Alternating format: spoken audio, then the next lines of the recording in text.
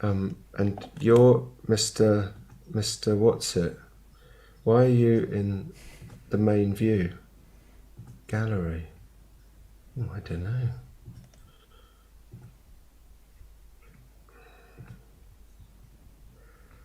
Okay, well,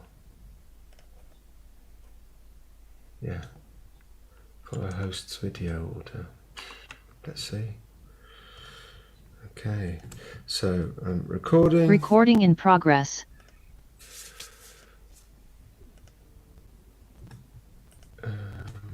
And we are going to go to YouTube. Do that to YouTube. Oh, God's sake. I don't believe it. What's wrong?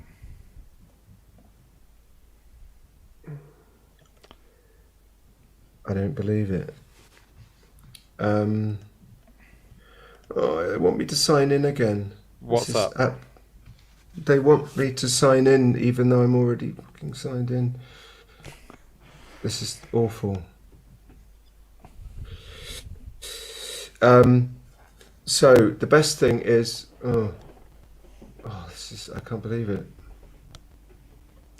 Is this the Kempten-Museum? This is the Kempten one. Yeah, it wants me to sign in to join up with Zoom. I can't believe it. Just did that the other day.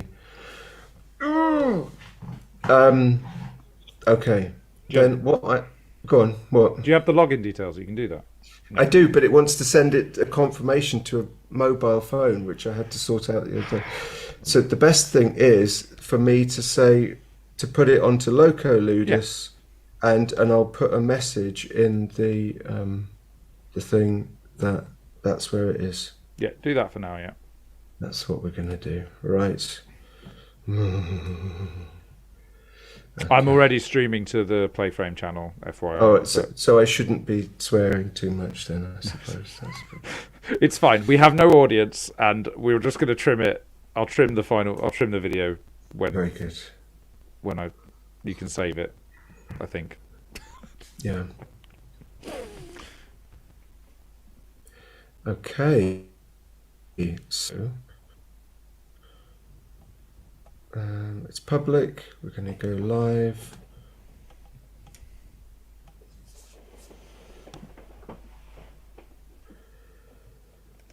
And if I can find.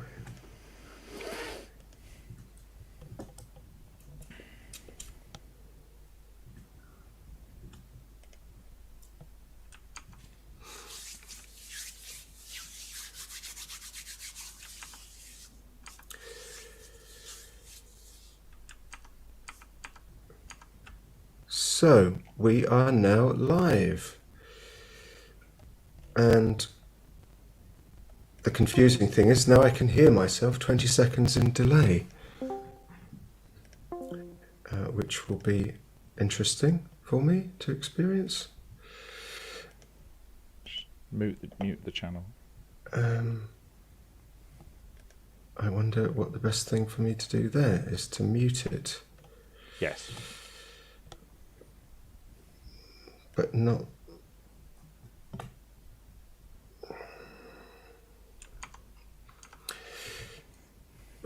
Where is the mute in? I don't believe it.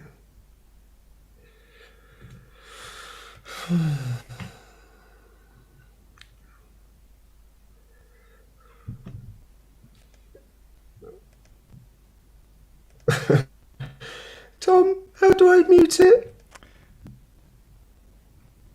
I only know how to mute it with I've got it up in a YouTube window. Then I just mute the YouTube video. Yes, that's okay. Thank you. I've just done that. Okay. Very good. That's fine. But this is very strange. I seem to be actually, in fact, logged in to the museum channel. Well, there you go. Happy days. I don't understand, but it's fine. So, do we still not have? We still don't have any viewers, correct? I suppose. Yet. How will we ever know? Tom, have you found anyone? Is there anyone beyond us? Oh, what? What, on the Kempten-Museum channel? There's definitely Yes. not on Playframe. I'll have a look now. Well, okay. Here's the thing: if anyone out there is, if anyone out there, this is crazy. If I reduce the volume on YouTube, then it reduces the volume on my Zoom. How am I supposed to do anything about that? I mean, that's ridiculous. Yeah. Thank you. I don't.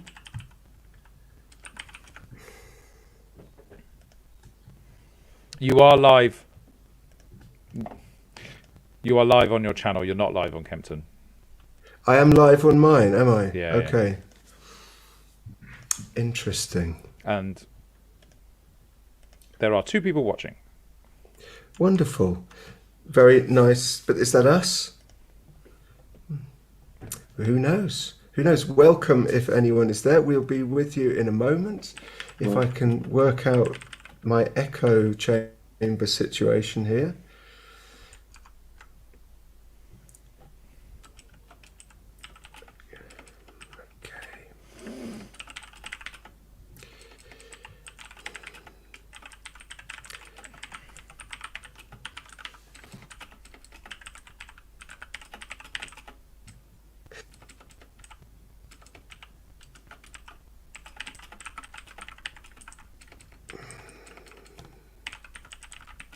If I close my web page, it should still be streaming, shouldn't it? Or would that turn it off? Yeah, it should be.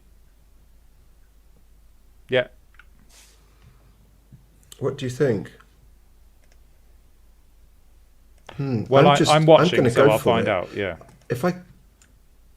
Okay, Tom. So in 20 seconds, we're going to find out if that was a mistake. But I still need to post a message there, don't I? I'm doing it.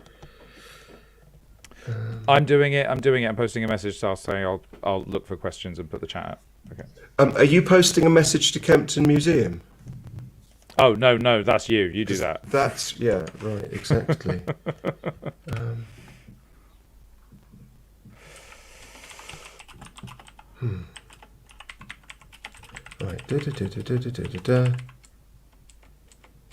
Right, I want to write something. Oh, okay, so if I put that in there. Shall I suggest we start while you put yourself on mute and do that so that we can, or do you just want to do an introduction first? Well, I was just going to do that, wasn't I? So, please go to Loco Ludus.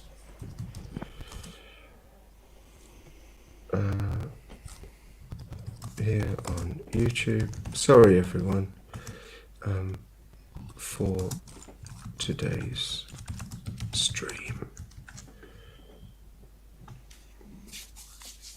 And I can try and... Okay.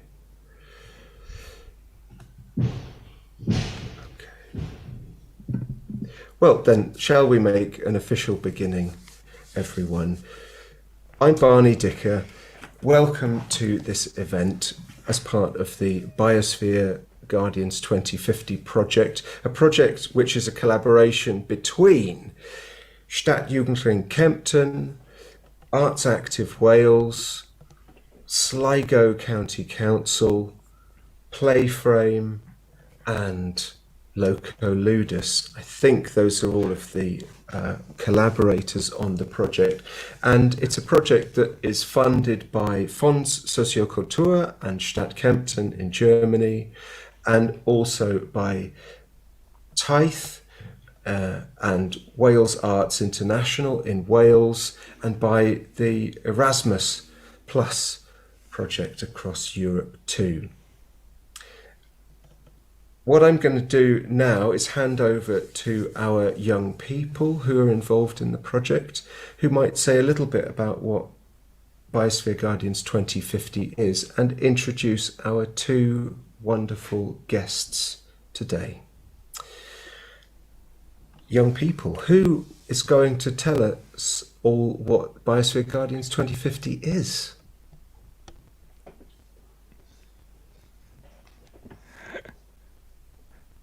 I think Francie was going to maybe pipe in because they got their mic working. Really? Yeah. So, I'm Francie. I'm from Kempten. The Biosphere Guardians is a youth project which takes part in 2050. We think about the economic structures and who we might be in 2050, what's there going to be, how the world would look like, and our place in it. And what are we aiming for at the end of all of this, Francie? What do we spend most of our time doing through this process that you've talked about? We mainly do play testing, and we want to design a game. Yeah, we do a lot of play testing. It's a pen and paper role-playing game with dice. Excellent, excellent, brilliant. And who should we turn to introduce our two guest speakers today?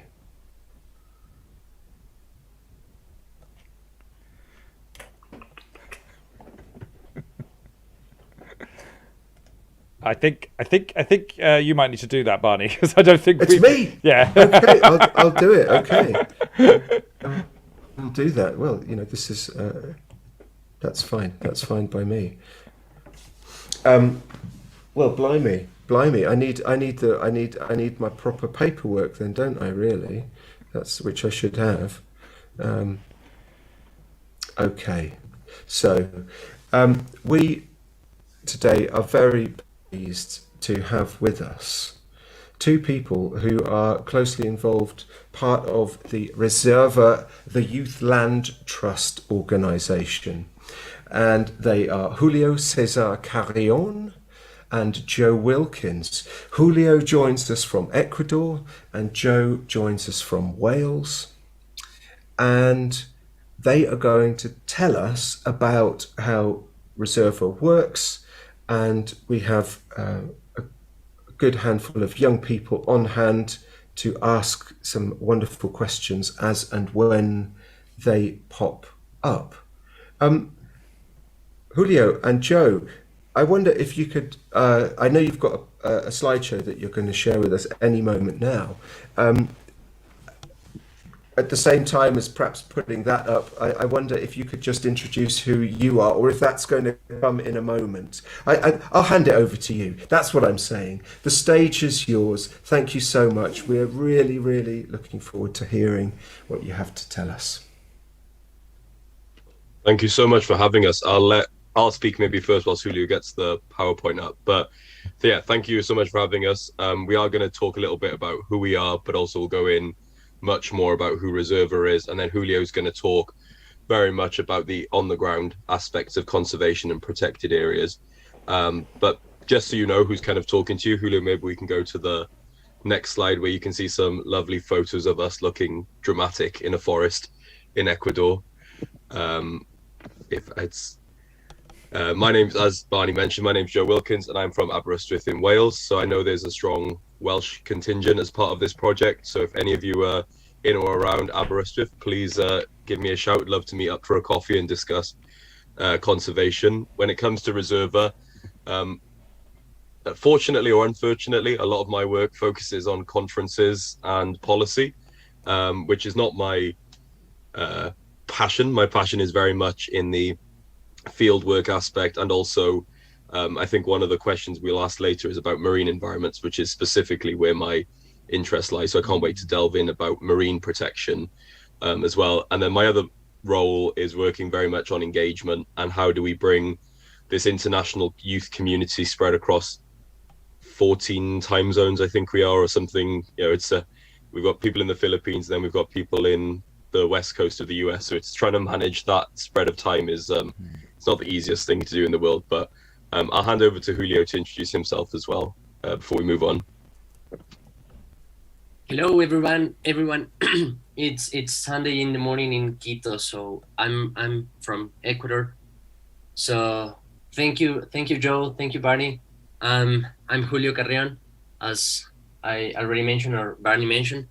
I'm a biologist. I'm a young biologist starting my career doing conservation, also photography, and of course science.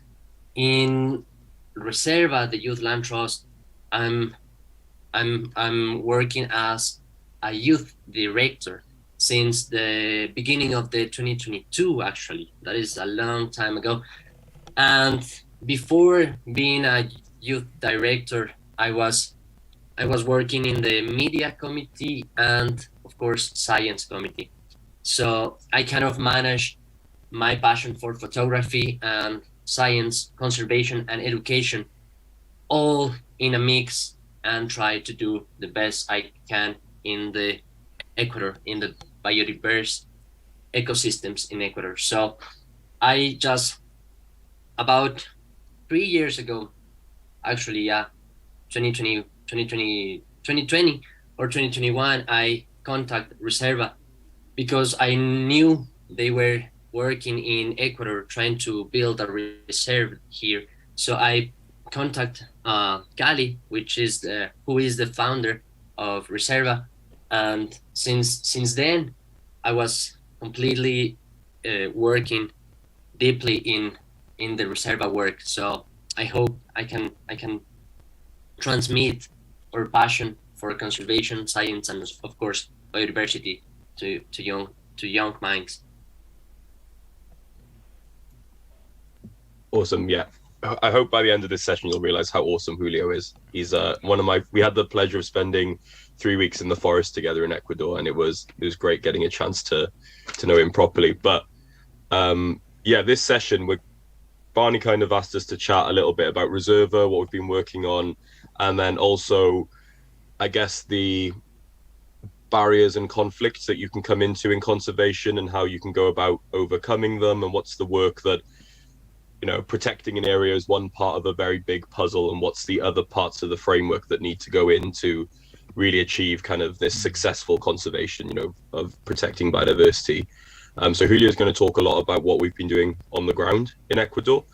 Then we're also, something that we're both quite passionate about is the rights of nature framework that is becoming more and more popular, more and more known around the world. And maybe popular is the wrong word at the moment, but Ecuador was one of the first countries in the world to introduce a rights of nature aspect of their constitution.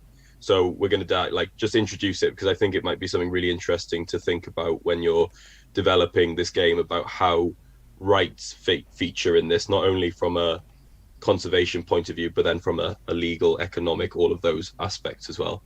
And then Julio's going to talk again about Ecuador, about the constitution.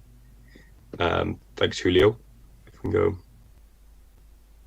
So I'm just going to do a quick overview of what Reserva does, because we want this session to be more about, you know, conservation and get the questions. So just as quickly, what we do is that we realize that there's a lot of spaces, I guess, for young people to use their voices, but for young people to really make that very tangible change is sometimes lacking. And I know when I joined Reserva back in 2020, that was something I was looking for, is it was during lockdown. So it's like, how can I, from my house here in Wales, make a change, you know, globally? And Reserva fell into my lap via Instagram. So that was a great kind of social media, how we reached. And we just really wanted to set out to prove that young people are not only voices, they're not only the leaders of tomorrow, all these cliche quotes we hear, like they're actually the leaders today who can make real measurable change. So we've got a youth council, I've shown now, I think is 80 people in about, I think it's 25 different countries. So we are quite spread out across the world. We've got a really strong membership in the US, the UK, and Ecuador, but then we've also got some other hubs developing, and I'm excited because our goal is to create a network of reserves around the world, of youth-funded reserves around the world. So hopefully each person can have a Reserva a member of the Reserva network next to them. But yeah, this is just one of our group meetings. This was relatively early on. I actually need to update this photo. I think this was about 2 years ago. So we'll need to update it. But yeah, next one, please, Julio. And as the name suggests, as a youth land trust, we are trying to get young people into every single aspect of the work we do. The row of photos at the top is our board of directors, which Julio has since joined after this. Oh no, he is there. I have updated it. You are there, Julio. And it's written into our bylaws that between 30 and 50% of our board of directors must be between 18 and 25.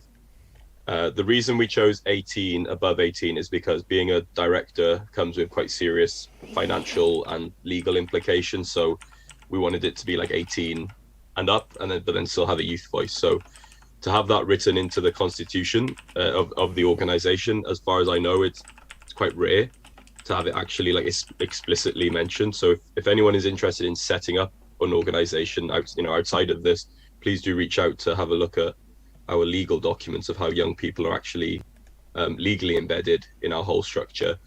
The photo on the bottom left with the big world behind it is at COP26 in Glasgow.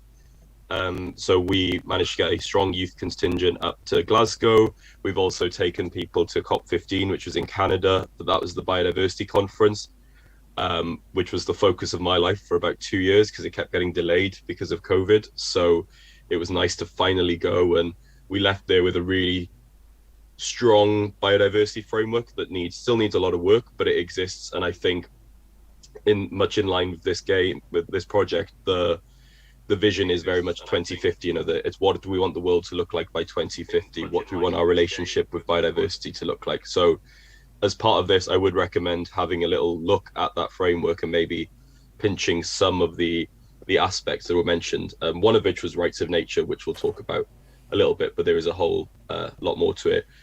And then the third kind of pillar of the work where we involve young people is the bottom right picture, where you can see a group of our Ecuadorian youth council members on research expeditions is this in Dracula, Julio, or a different some It was near Dracula, but Yeah. it was on the reserve. It was a community managed land called La Esperanza, which translates as hope, the hope. The hope, yeah. So I think Julio will talk a little bit more about like the actual structure of the ground and how this patchwork of protected areas looks, but we really make sure that young people are involved in the research on the ground, not just as research assistants, but also leading their own research and trying to facilitate that work as well. So yeah, trying to make sure that from everywhere in the field to the UN, young people are engaged.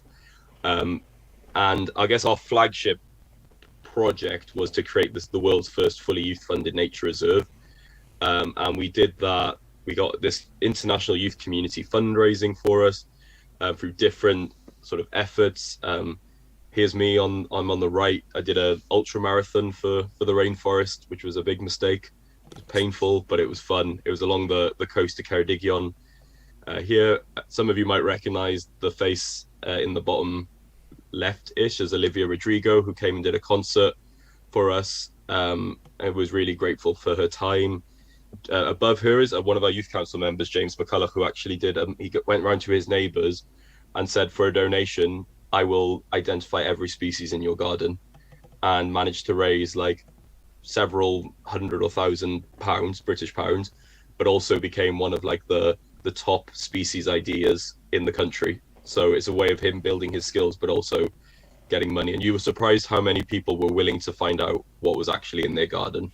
So that was a great fundraising. We did trivia nights, we've done fashion sales, and a whole campaign built around social media with Youth Stand for Nature, where we had people doing tree poses and then tagging, kind of built on the, do a pose, tag friends, donate, tag, and then it just builds. So yeah, basically, whatever your skill is, there's a way to make it into a fundraiser is kind of our motto. we can turn it into money somehow. But yeah, that was just want to show it. And then I think we can go to the next slide, Julio. Yeah, one thing I did want to raise that we are really keen on is that conservation is, as much as we can do it, to make it as accessible to everybody. Understanding that young people around the world can't always donate money. They might not have the money to donate.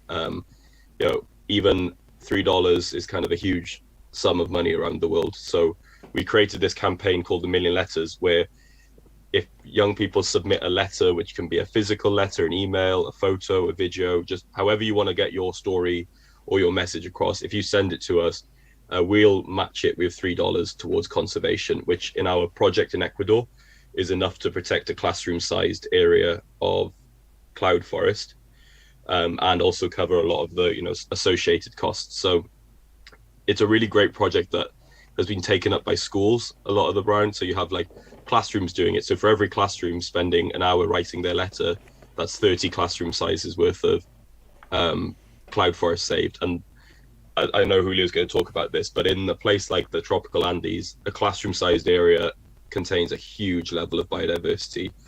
Like I can't even describe how many species you just have growing on trees. Like epiphytes just on this one tree can be like hundreds of species just growing off of it. So it is an incredible space. But yeah, so if you're ever looking for a project, 1,000,000 Letters, please do get involved. It's always open for people to write their letter, and we take these letters with us to COPs, so to like COP15 in Canada, and we hand delivered them to like environment ministers and deputy prime ministers of countries. So it was a really fun experience as well to take these letters and see them, these people who are really so boring is maybe a bit harsh, but very rigid, and then to see them reading letters that's just a drawing of a giraffe being like, I love giraffes, and that's it. There's no other thing in the letter, but you can see them sat having a coffee reading this letter because it's something a bit different than a petition. But I know, and this is a bit I think where I'm going to start handing over to Julio, but conservation has been guilty of some bad things in the past. We'll probably get into them a little bit in the questions, but what we're really keen for with Reserva and with this sort of youth wave of conservation is not to replicate those, to learn the good lessons of conservation, but to apply some of the lessons from other, more social justice areas around how do you engage communities, how do you support them, how can you empower them rather than enforcing a certain viewpoint on people. So we're really big on building strong on the ground partnerships. And something I should clarify is that Reserva itself, we never buy land, we just help fundraise for local partners and local community groups to purchase the land. So we're not actually a landholder ourselves, because we didn't want to go into the whole American NGO buying land around the world. So we just act to fill the gap that some of these groups can't do the fundraising themselves. So it's a really great partnership for that. And then I think, Julio, that's on to you for the next part. So yes.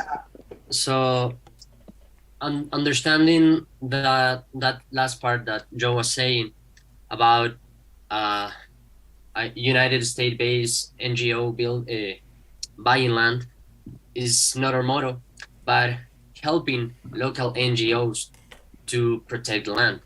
So in this endeavor, Reserva found Fundación Ecominga, which is a local NGO funded in Ecuador with Ecuadorian working in situ, and we help each other.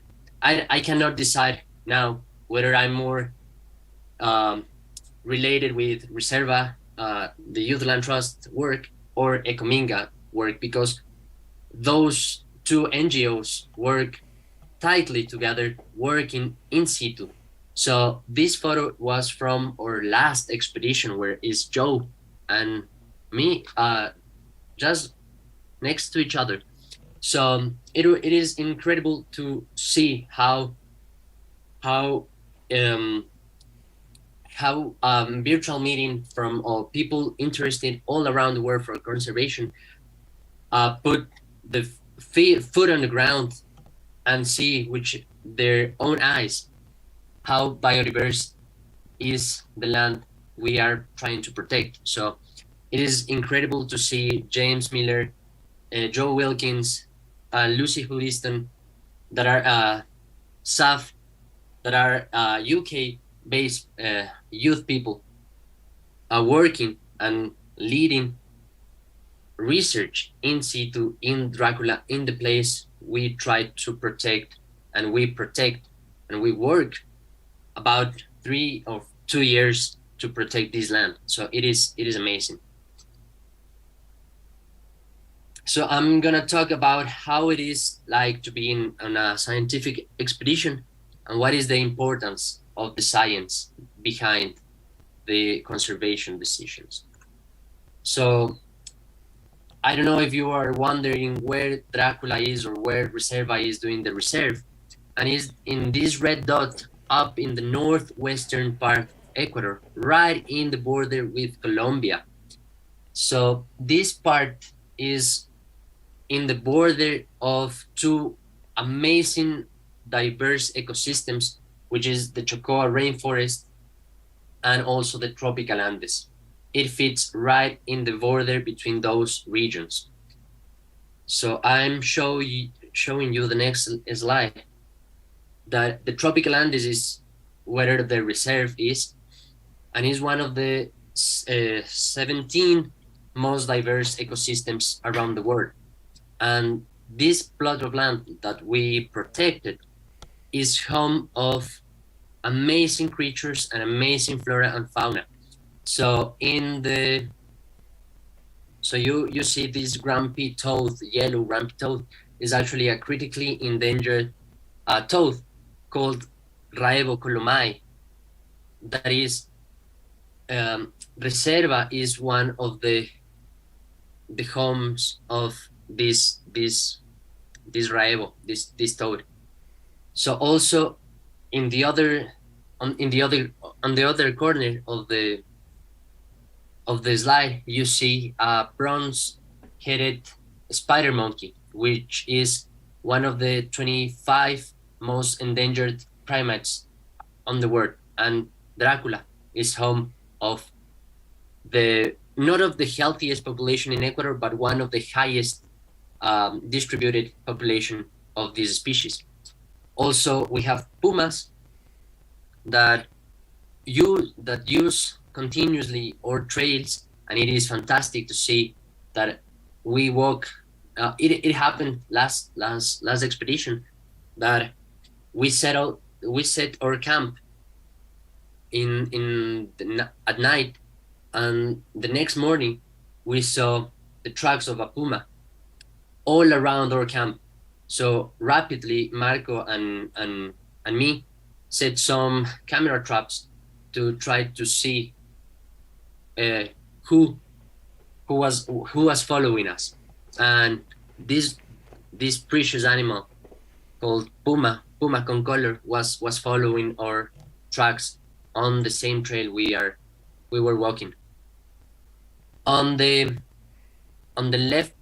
right down corner, you see a tiny frog that are called Telopus koinei. Is a stump-foot toad that only lives on pristine ravines. So this one is, so Reserva is also the only home known for the population of Atelopus koinei. So we are protecting the big animals like a puma or a spectacle bear and spider monkeys, and also tiny toads that lives under the rocks of a ravine.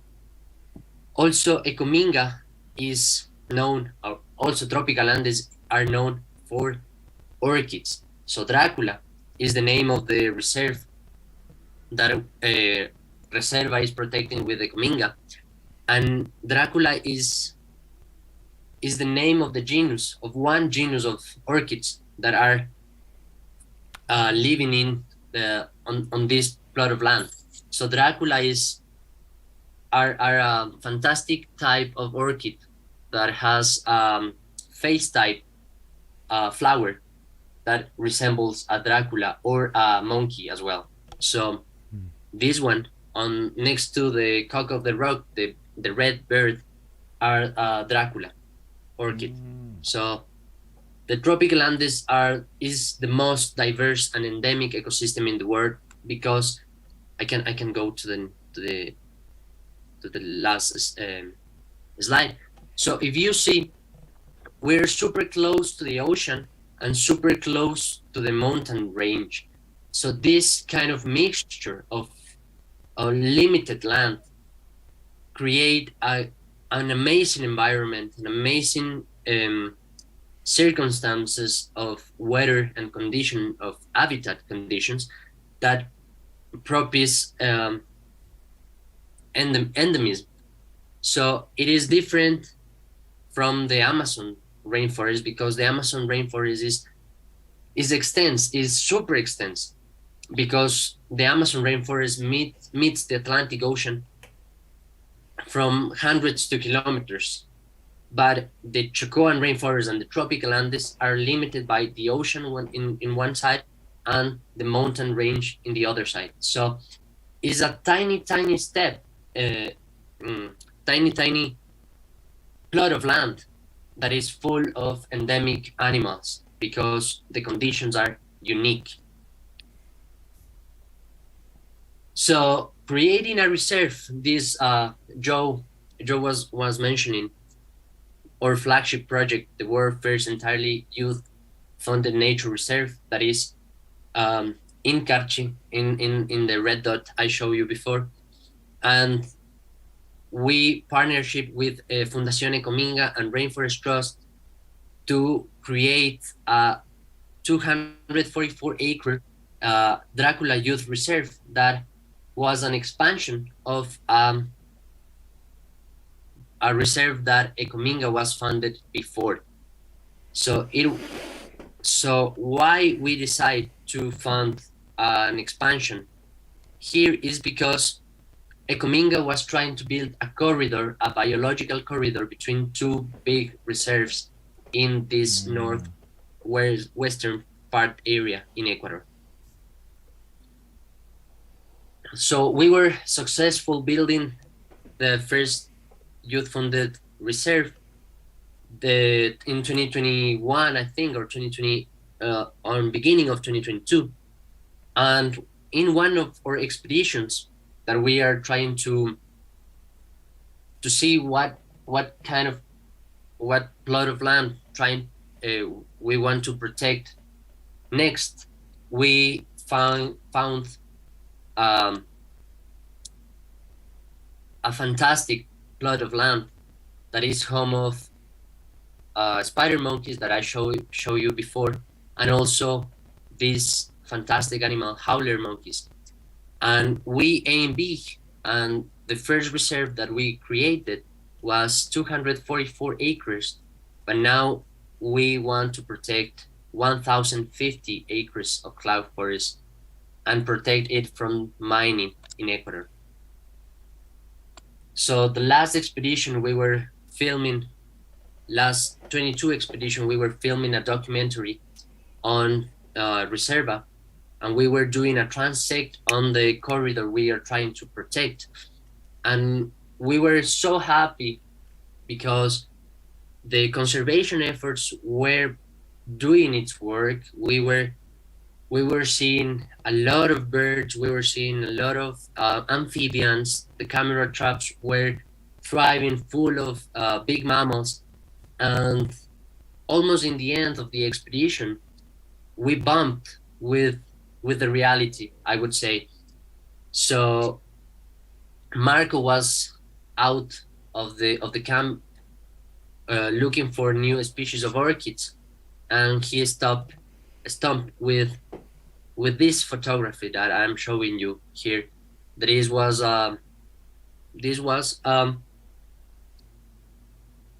exploration phase of mining that are on developing near our Reserva.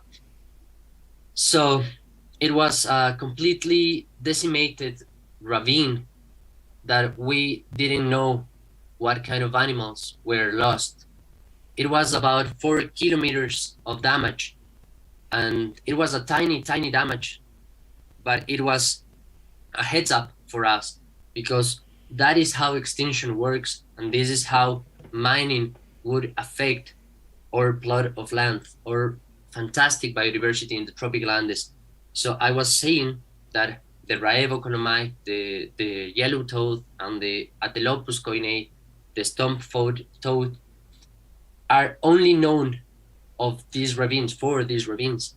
And if these ravines are completely decimated, the complete population of these toads will be lost forever. And Cali and all of the Reserva people can stand and can deal the extinction. So extinction is probably the most selfish way to act of the humans, because once one species is extinct, is nothing we can do to make it back. So it's nothing we can do to reverse or damage. And this photography is how extinction works in tropical Andes. So we are trying to protect these 1,050 acres from this to happen to the reserve. So I was saying before that we are trying to connect two plots of land, two big reserves in the border. So I don't know if you can see my mouse, but this is the Colombian border, and this part here is Golondrinas protected forest, and this big land is Agua bioanthropological reserve. So Agua people are a nationality that lives and thrives in the northwestern part of Ecuador. So Ecuador Constitution gives to the Agua people this plot of land that is about 60,000 hectares of land where they can live and thrive and hunt sustainable for them, only for them. But in this yellow line is unprotected. And this is where Ecominga is working to create a corridor from the high elevation Golondrinas protected area and the low elevation Reserva Antropológica Agua. So in this is the land that we are trying to protect, Ecominga and Reserva, and creating a biological corridor, because we have seen spider monkeys, for example, or pumas, or big mammals as a spectacled bird, are crossing through the Golondrinas protected forest to the Agua reserve. But in the meantime, in this gap, they can be victims of hunting, unregulated hunting, and illegal traffic. So that is where the importance of protecting this gap relies. So creating a corridor will guarantee the connectivity between the populations, between Golondrinas protected forest and Agua anthropological reserve. So in the meantime, so we are guarantee connectivity for big mammals population. I was saying, for example, spider monkeys, the brown-headed spider monkeys, mountain lions, pumas, spectacled bird. And in the meantime, we also are protecting the overlooked. So we are protecting tiny amphibians that only relies on these pristine ravines, salamanders, and we are protecting Dracula orchids, and we are protecting different genus of orchids that only relies on this land that is the gap between those reserves. So I was saying, endemism is one of the main reasons we are working on this land, because because, for example, Golondrinas Protected Forest has a unique community of birds, mammals, and amphibians, and Agua Protected Forest also has a unique community of fauna and flora. And in the gap, Ecominga and Reserva is working also is a unique community of fauna and flora that we are constantly discovering new species. So our work is amazing. Actually, our work is amazing, and as Joe was saying before, it's not that youth people are working in science as an assistance for the big renamed researchers in Ecuador, but we actually lead the research on our groups. So here in these photos is Marco photographing some new orchids, and he is one of the specialists in Ecuador that is one of the most trust science researchers in orchid exploration. So these next three photos are the orchids, the flowers of orchids that Marco studies, and he is leading the orchids research since 2018, I think. So he has a very fruitful career of discovering new species of orchids right in the Reserva. In the bottom part is amphibian research. So I was leading the herpetology research in the Reserva from the last 2 years, and orchids and amphibians are one of the most incredible groups to study endemism, because orchids are unique not only for one single ecosystem, but they can be endemic of one single tree, one single branch. So studying orchids can lead to decisions for conservation strategies to protect the land. And also amphibians. Amphibians are tiny animals that cannot move long distances as bears or monkeys or pumas, for example. So they only live in a tree, they only live in a ravine, they only live in a mountain, they only live in a small, tiny, super tiny land. So understanding how the amphibian community moves across the elevational gradients, for example, can lead also to conservation decisions. So understanding and knowing our amphibian community and our orchids community can lead us to conserve the land. Oops, sorry. So we protect. So one of the main reasons we are trying to protect this plot of land, to create a protected area, is not only because of the new species, but one of the most important part is the endangered species. So I was talking about Raevo colomai, I was talking about Atelopus koinei.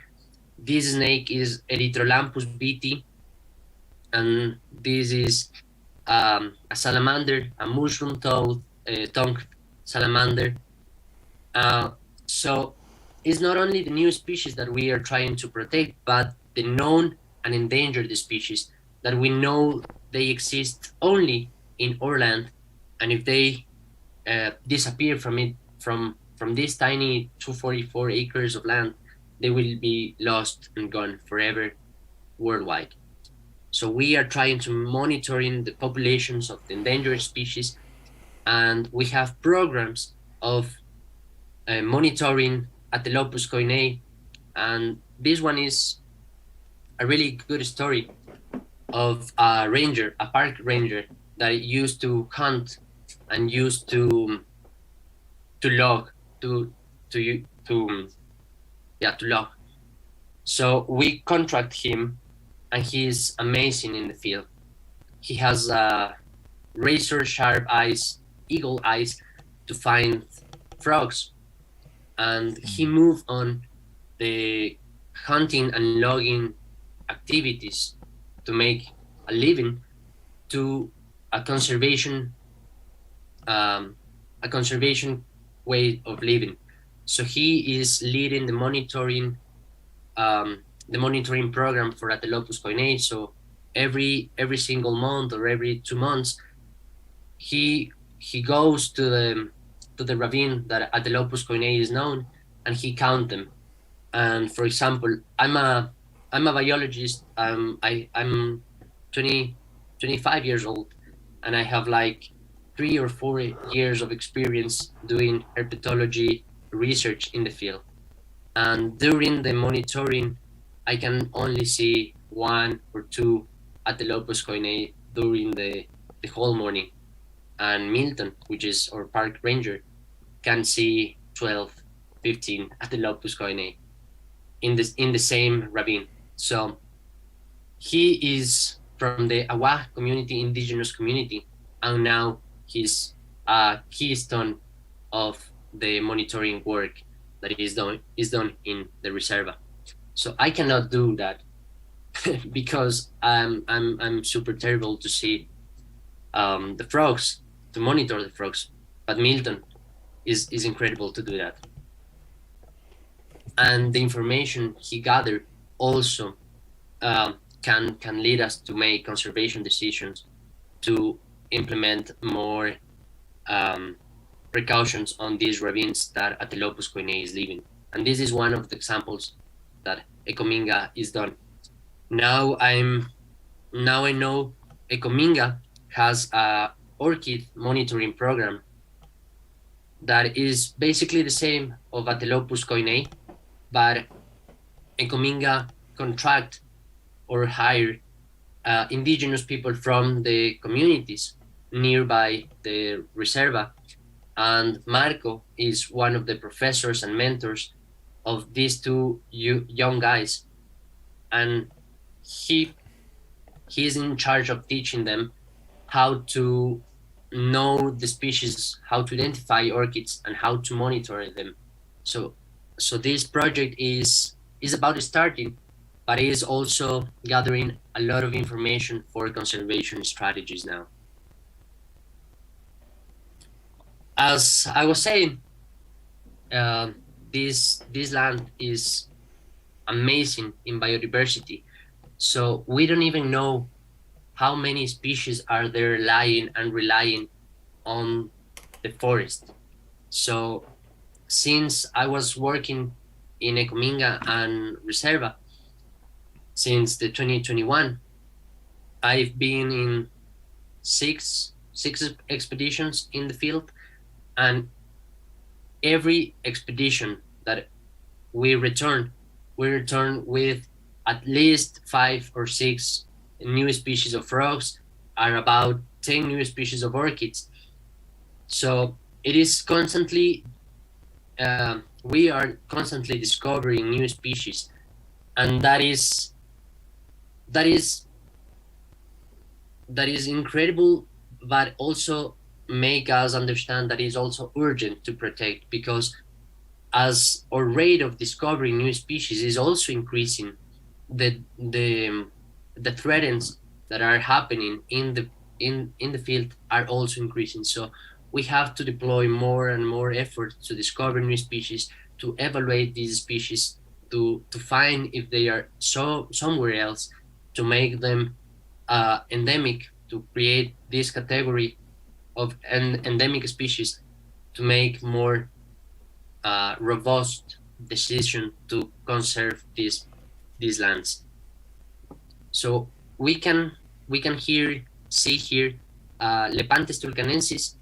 Here is a tulcan orchid that Marco discovered in 2021, I think. This is Ilocyrtus conscientia, which I can leave to Joe to tell the story of Ilocyrtus conscientia now. I get. So, sorry, Julio César Carrión was a new species discovered in 2020, 2021, a couple of years ago. And for those who don't know, the process of naming a new species is normally put out to a wealthy donor who will contribute a significant amount of money to name the species, and then that money goes to, a conservation. But and the scientists who discovered it very kindly offered the sort of naming rights to Reserva to raise money for ourselves. But we realized that it wasn't really in keeping with our mission if we were to just go out to a rich older donor to donate money. So we decided that, and it was hard as a young developing charity. It's hard to say no to easy money. It is, conservation is not a well-funded field. So, but we realized that, we had to stick to our mission. At that time, our mission, we were like, we'll do it. So we created a naming competition around the world where we created like education resources. We created little videos and educational packs and sent them out and said, look, it's up to young people around the world under 26 to name this new species of frog. And we had, I think, 622 entries from around the world. Some people had taken it a lot more seriously than others. Some had given really like well thought out ones. Some had named them after friends with less than convincing arguments for naming them after their friends. We had one boy from the UK who wanted to name the frog Fudge for his dog that had recently passed away. So I sent a little letter back being like, you're doing good work and Fudge would have been proud. But it was just a way of getting young people into conservation. And, it was all official because we had a full judging panel. It wasn't just like our youth council decided. We had a mixture of young and sort of late career scientists come together, and we decided on a name, Julio César Conciencia, meaning, sort of like the links to both science, but also to like conscientiousness and thoughtfulness. So it's a really well thought out name, which I think was made by an Ecuadorian, Julio, a 19-year-old Ecuadorian. And then also named it the Rana Nubila de Chical, was it? Or that one, yeah. And then, but what it was, we didn't get the donation money. What it did do was raise the profile of this part of land, because then the Ecuadorian environment minister put out a video recognizing how important and cool it was that this frog from Ecuador suddenly had like the eyes of the world kind of vying to name it and stuff. So it got our attention that way, and it started a really solid working foundation with the environment ministry in Ecuador. It's led to other things, and now there's discussion around giving Dracula extra levels of governmental protection. So we are achieving it, and like I said, it can be really hard to say no to money when you're conservation, but we are achieving conservation goals in another way. So always conservation needs to innovate, so it's always good to come out with some new ideas as well. But yeah, it's a really cool thing, and it was many late nights spent over spreadsheets making sure that no entry had been missed and none were duplicated, etc. But it was good. Thanks, Julio. So yeah, I cannot say that better. So this is one of the examples of discovering new species and how we use science for conservation, and how the creative young minds came up with different ideas to address discovering new species, for example. So also one of my favorite activities during expeditions are misnetting activities. So we are developing a monitoring program of birds. So we are monitoring populations of birds all across the gradients, altitudinal gradients on the reserve. So we're trying to understand how they move, how the birds move, and how this movement can conduct us to conservation decisions, because how many paths they are using, and how of these paths are protected and how are unprotected, and how these populations are moving across the gradients. So we have a gorgeous set of birds, incredible, colorful birds. So not only because we gather a lot of information for conservation, but it is also heartwarming because, for example, Bella was, it is 19 now, I think. It's 20 years old, girl from the UK. And I don't know, I've never been in the UK, but Bella was saying birds in the UK are so boring because they are all brown. And she was amazed by the colors the feathers can have. So you can see these green glistening tanager that are one of the commonest tanagers in our reserve, and they are absolutely incredible and see with their own eyes. And this close, it is just unbelievable, unbelievable. So we cannot leave behind the people. So we are constantly working hands on hand with local community people. So these are this collage is a sample of the work Ecominga and Reserva is doing regarding community outreach. So everything we not focus only on one single thing, but we're trying to approach them, or to approach the community outreach from all sides. So in the first photo, Javier, which is the executive director of Ecominga, is teaching the local park guards that are indigenous people or from the local communities how to untie the birds of the misnet. And he's Giovanni holding with his own hands one of the Chlorospingus, one of the dusky tanagers. So this one is probably the first bird that Giovanni has in his hands without killing it. So it is super common for the local people to hunt birds for eating. So to create this connection of protecting and to warm his heart with this kind of example, like this kind of act of holding a bird without killing it, is really meaningful for him and for Ecominga and for the land. So the next two photos are snakes. So is obviously known that people are frightened and afraid of snakes, and they used to kill snakes because we all think that snakes are dangerous and they will kill us anytime.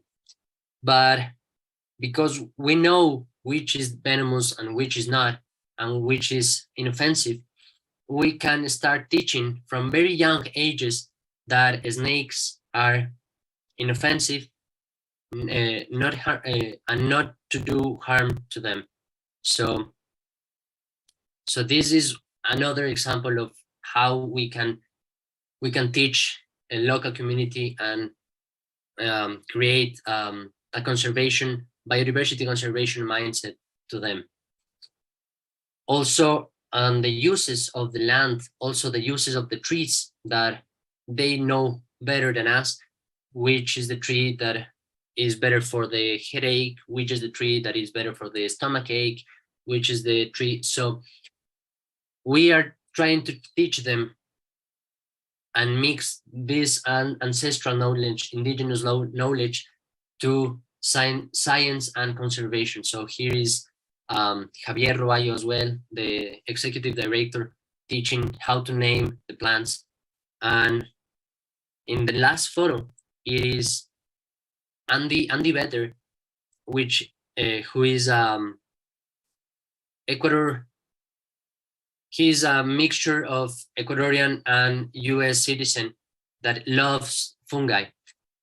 So we not only focus on birds, we not only focus on amphibians or orchids that are incredibly beautiful, but for example, we have an incredible set of young scientists that are interested in the overlooked, for example, fungi.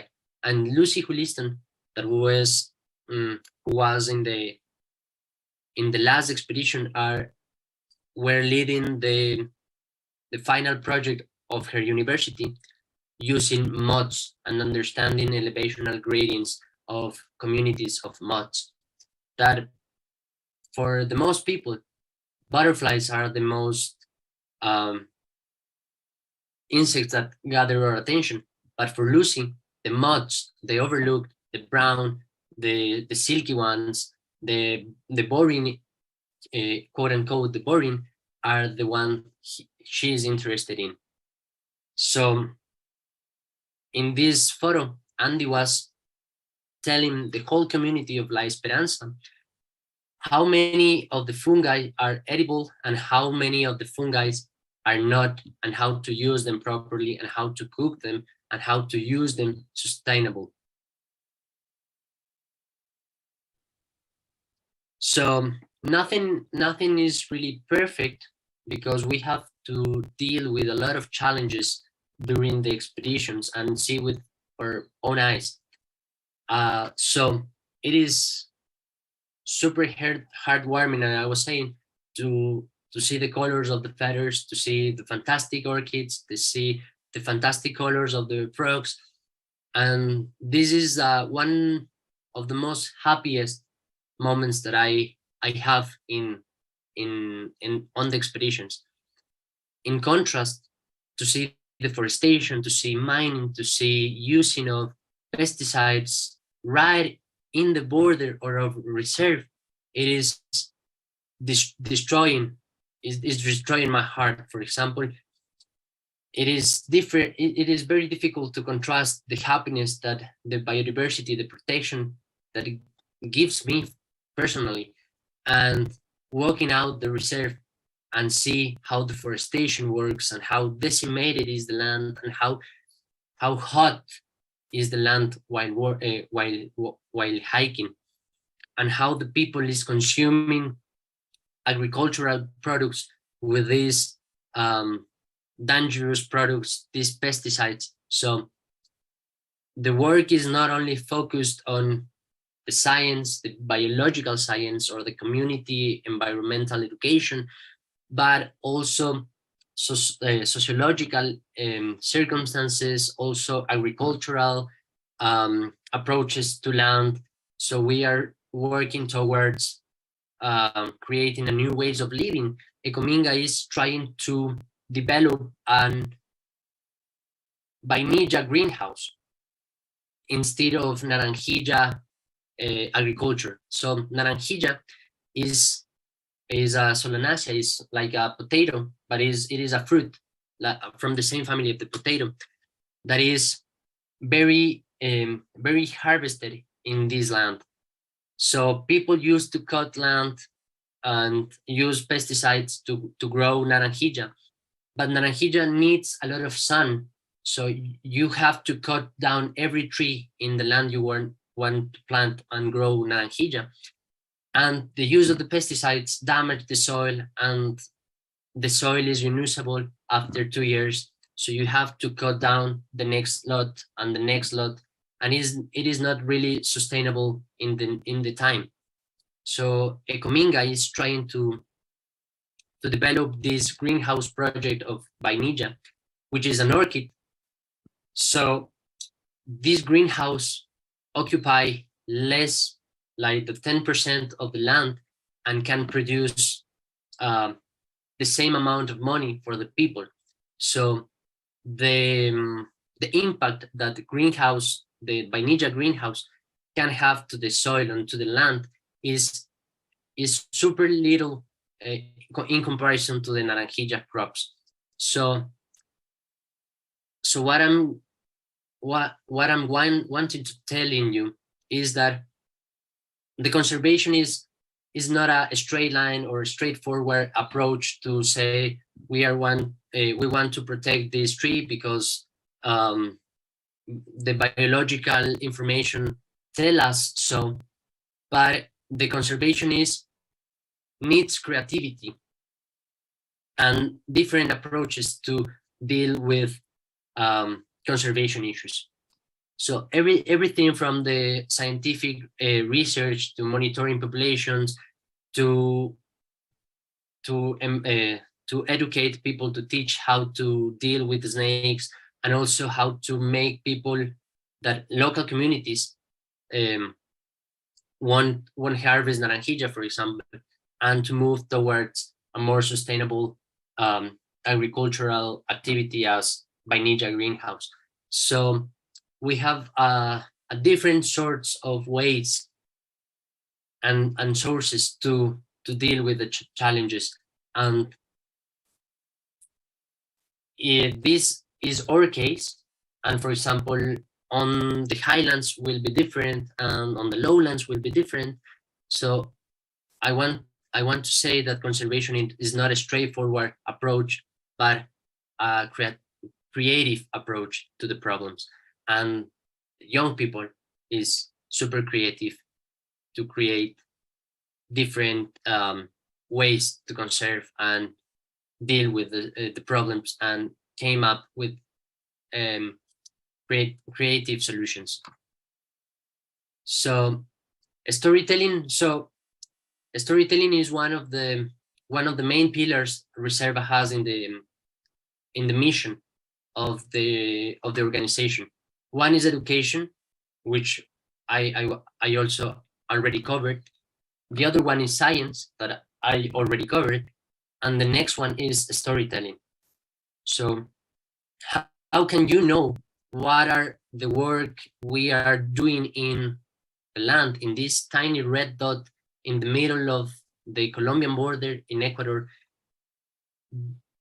if we cannot tell the story properly, and how can we bring the eyes to the attention to conservation strategies if we cannot give the message to the other part of the world. So I hope this video can be projected and heard. My name is Javier Roballo. I'm working in Ecominca Foundation, and I'm in charge of the Reserva project and Dracula Reserve.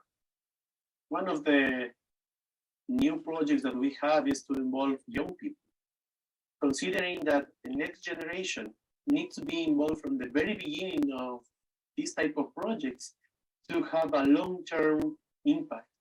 We cannot transmit ideas and knowledge and concepts if we are working alone. We need to work with all the different partners that we have. And young people, it's in a different stage. They are not waiting. They are taking actions. And this is the moment.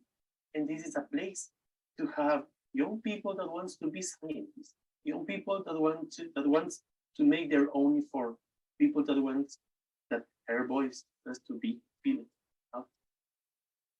We cannot go to big meetings and say that we want to involve young people if we don't give the chance. Now is the moment. We don't have time to make mistakes, and young people will provide us 10 years more of actions.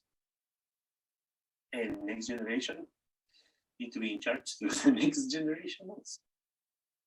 That's the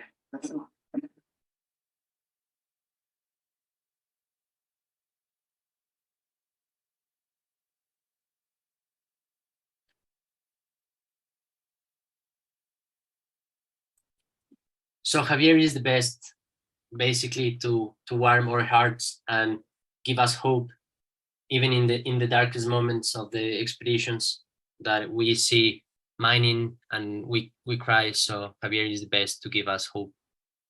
So yeah, it is incredible to see how heartwarming is to be in the field with people as passionate as you, and to be diverse, because Javier loves birds, Marco loves orchids, Lucy loves moths, Andy loves fungi, I love herbs, and this diversity of young people doing science is as passionate as I am, is really really hopeful for the next generation of this protected area. So I'm the happiest in the expeditions, because we have an incredible team of passionate young people working towards the same goals as am I. My name is. So this is the first two parts of the session. So the next part is going to be the rights of nature. So I think this will be a good time to create a conversation, to ask and answer some questions before dig deep into the legal framework.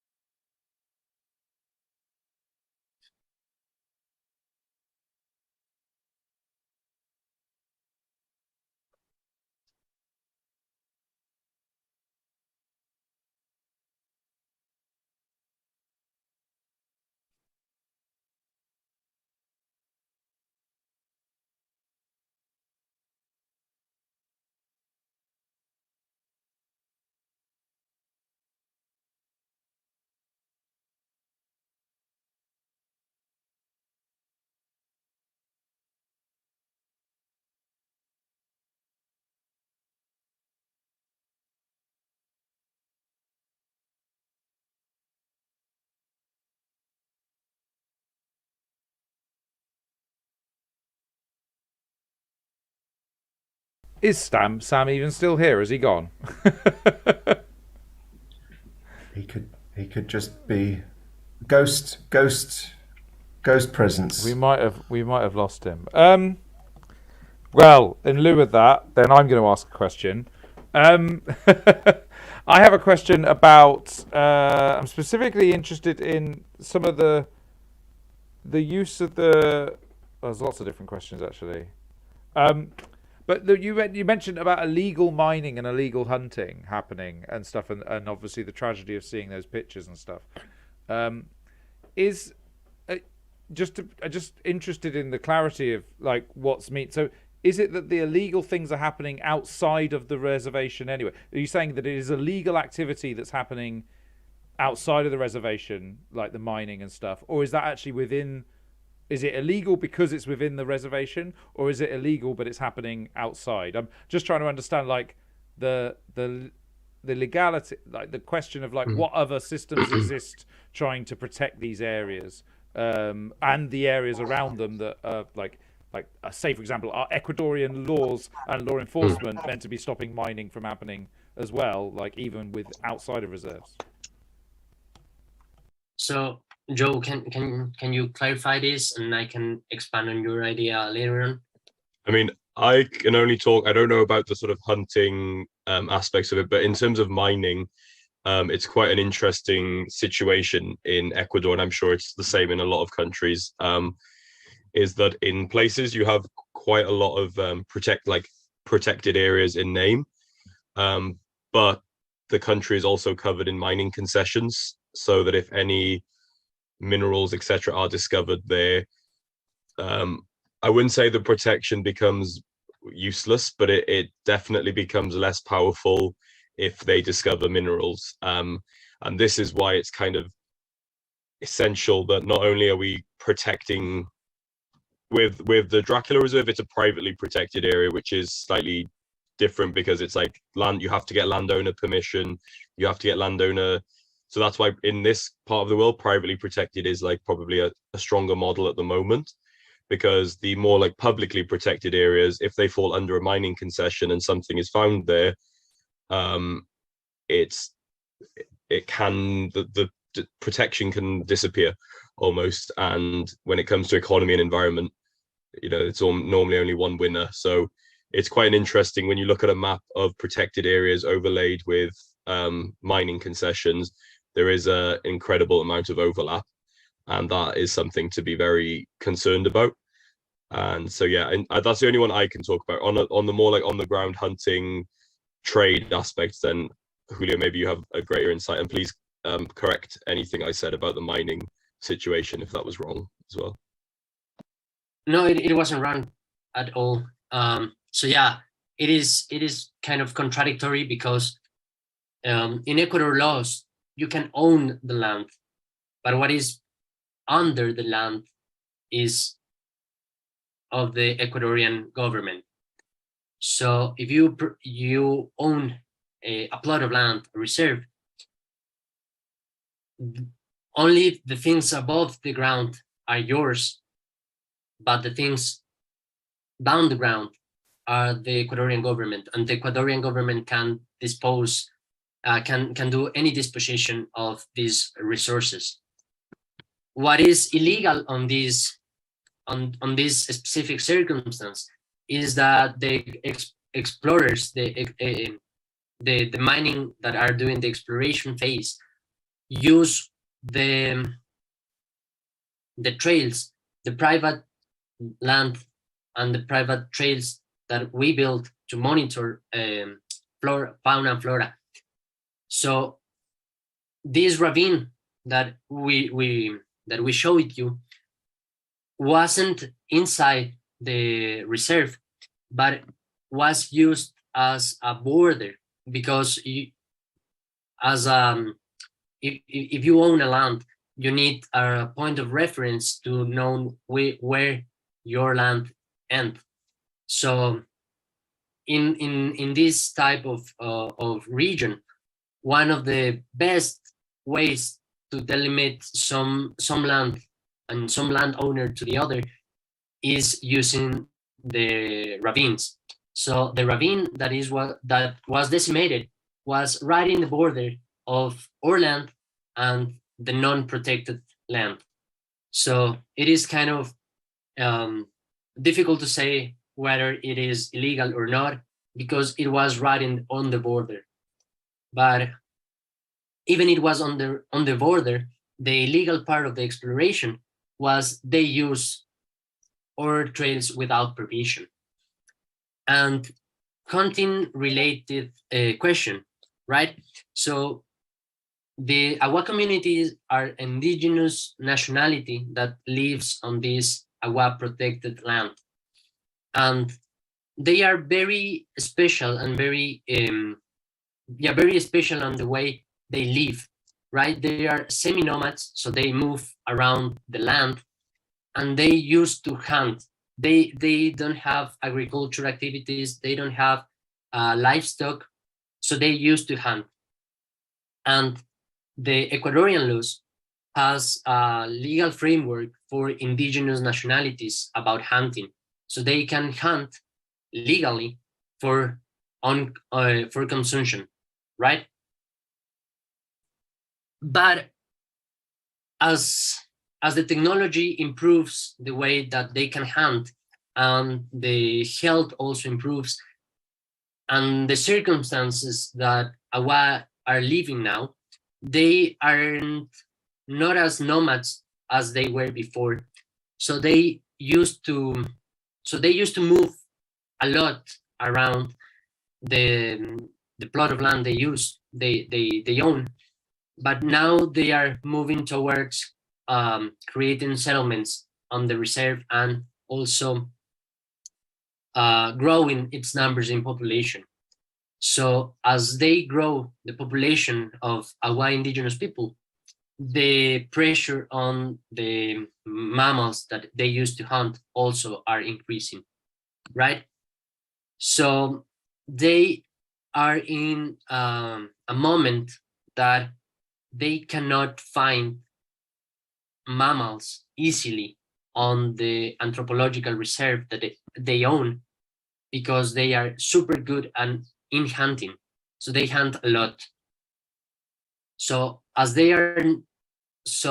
hunting is getting harder and harder in the reserve that they own, they have to move outside the reserve.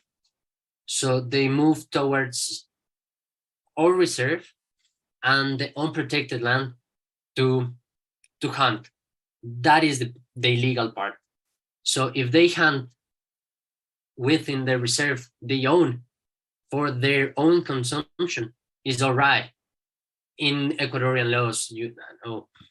But if they hunt outside the reserve or in or reserve without permission, because Ecominga's reserve are strictly clear to forbid the hunting within the land. So this is where the illegal part comes in.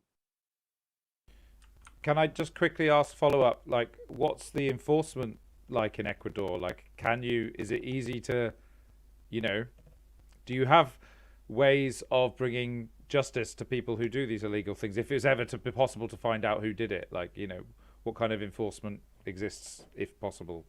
Can you do so? It is, so Ecuadorian laws has a framework for illegal traffic and illegal trade of wildlife.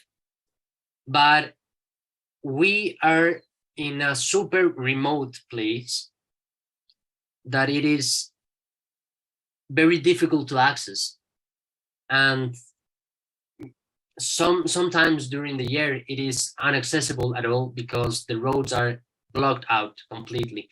So it is difficult to bring the justice to the people because of the accessibility of these lands. So it is very, very difficult.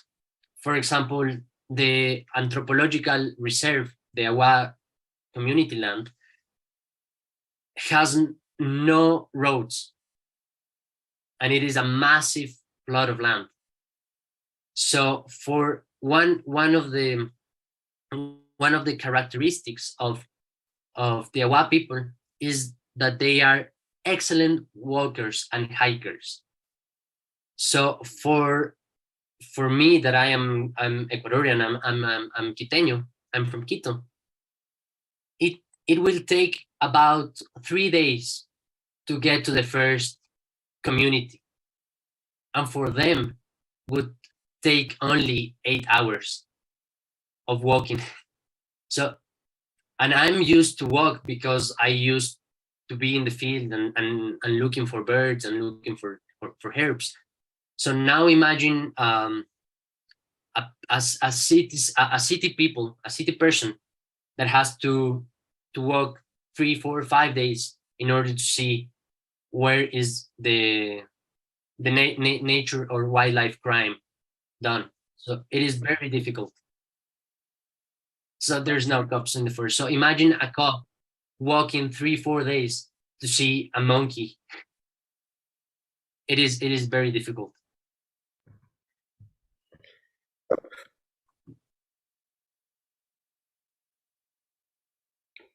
Well, we had some questions about conservation, and you've talked about that already. So I wonder, CJ or others who've got those questions, are there any more detailed questions about conservation that you'd like to ask?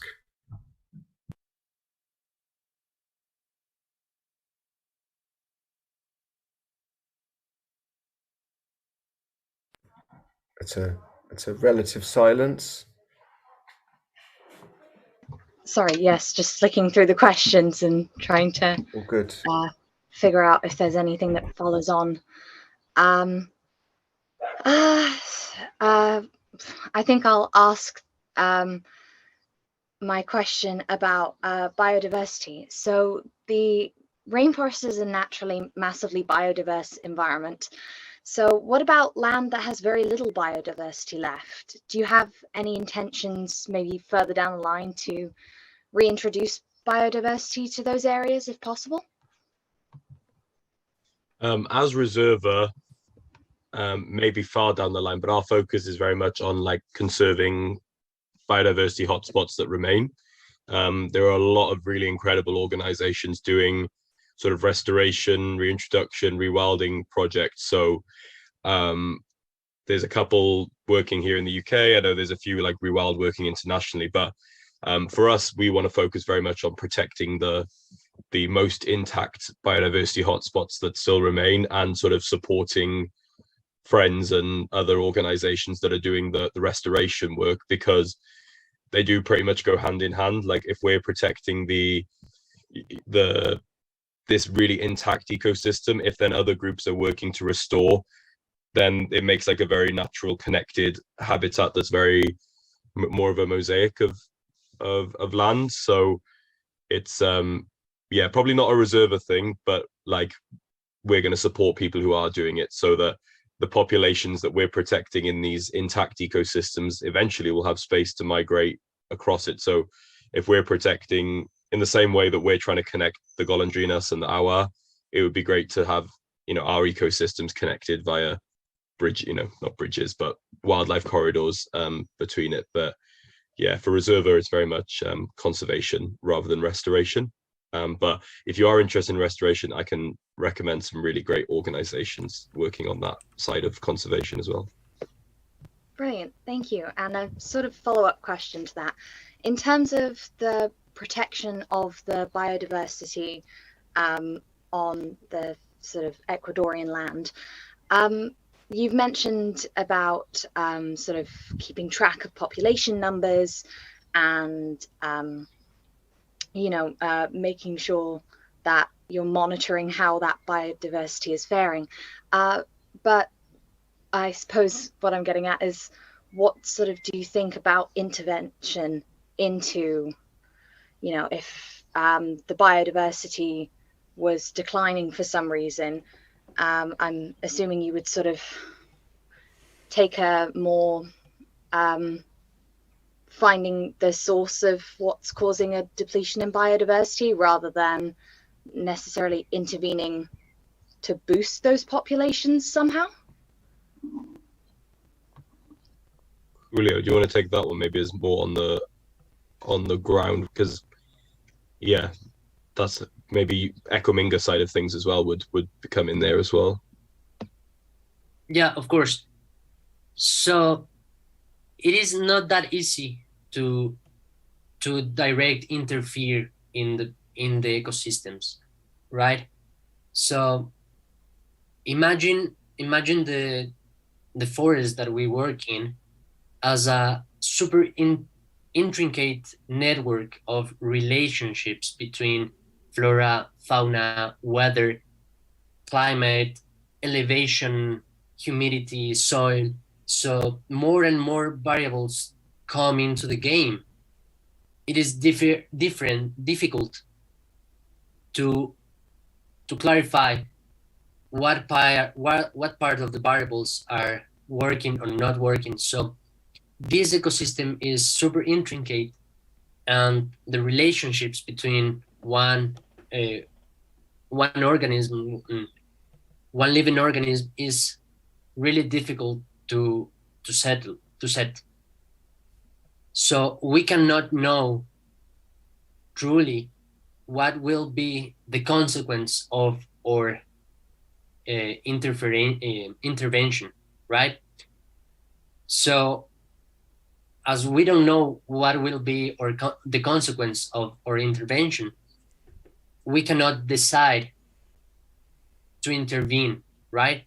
So the best we can do is to leave the ecosystem to rebuild itself, to restore itself, or to create new connections by its own, only protecting no other intervention or outside work or outside damage is done for the ecosystem. So this is where we take place in, right? Not only not the intervention phase, but the protection of other aspects, external aspects on the ecosystem. So we let the ecosystem rebuild the connections itself. Meanwhile, we protect from the outside threats, right? Yeah, so Joe, I think it was you that mentioned earlier about the sort of mistakes made in conservation previously. I'm sort of wondering if that some of the mistakes that have been made before were to do with sort of an over-intervention of trying to restore any imbalances and thus ending up causing more problems.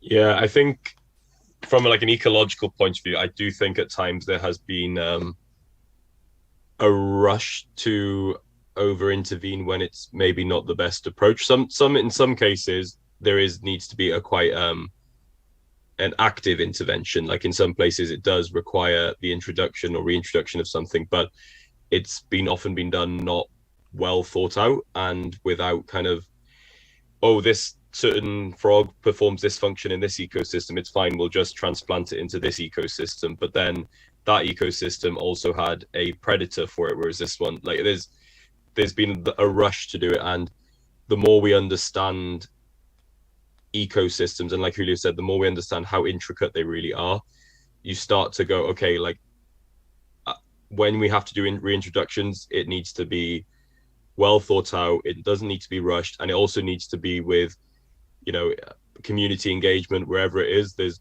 recent examples here in Wales with the pine marten and stuff, and you do really need to take time, because biodiversity, you know, animals move. So it's like, if you haven't got the support of people around you, then if that pine marten or that bird or whatever suddenly moves out of your reserve, then it's things. So it's got to be done, like I said, well thought out, well financed is the one I forgot to add. Quite often there's money for the introduction or the reintroduction, but then there's no money for the follow-up monitoring. There's no money for the, you know, community outreach. They've got to have the whole project approach, I would say, and then community engagement and make people aware. Don't just suddenly drop things in the middle of the night and then be shocked when it doesn't work. It's a proper plan. The other mistakes I was mentioning about conservation is specifically around community engagement, where there was kind of a predominant model of, I guess, fortress conservation, where you would like buy land and it would become a reserve and then everybody was shut out. And I think that's the model we're trying to avoid, is more like, how do we get people engaged in alternative livelihoods so that it becomes, if the community can't own the land, like in this case Ecomingo own the land, but how can they have a livelihood from the research aspects, from the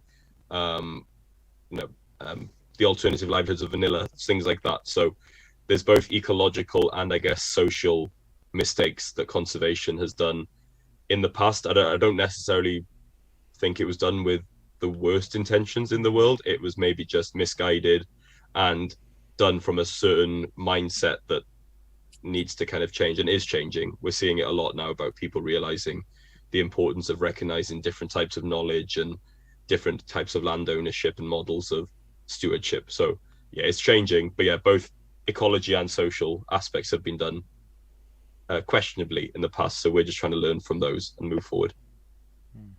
Wonderful, thank you. I'll pass back over to other people now, so I stop dominating the questions. Well, should we carry on and see what you've got to talk about next, and then pick up some more questions after that? Is that? Yeah, completely right. I think the next thing is just going to be kind of a short introduction, a short kind of discussion or presentation on rights of nature, just because when we were discussing, Barney, it was a little bit of like, what would we like to see in conservation being recognized, and what's our hope for the future? And I think rights of nature, for both myself and Julio, kind of encapsulates the vision we would like to see for the future, where the rights, and it looks different in different countries. Some countries go very much down the sort of general rights of nature. Some give rights to specific species. So rights of nature can mean different thing in different circumstances, but like generally it's just recognizing the rights of non-human species to exist and to survive. And that comes with, as soon as you recognize the right, it comes with a load of legal and moral obligations that go with it.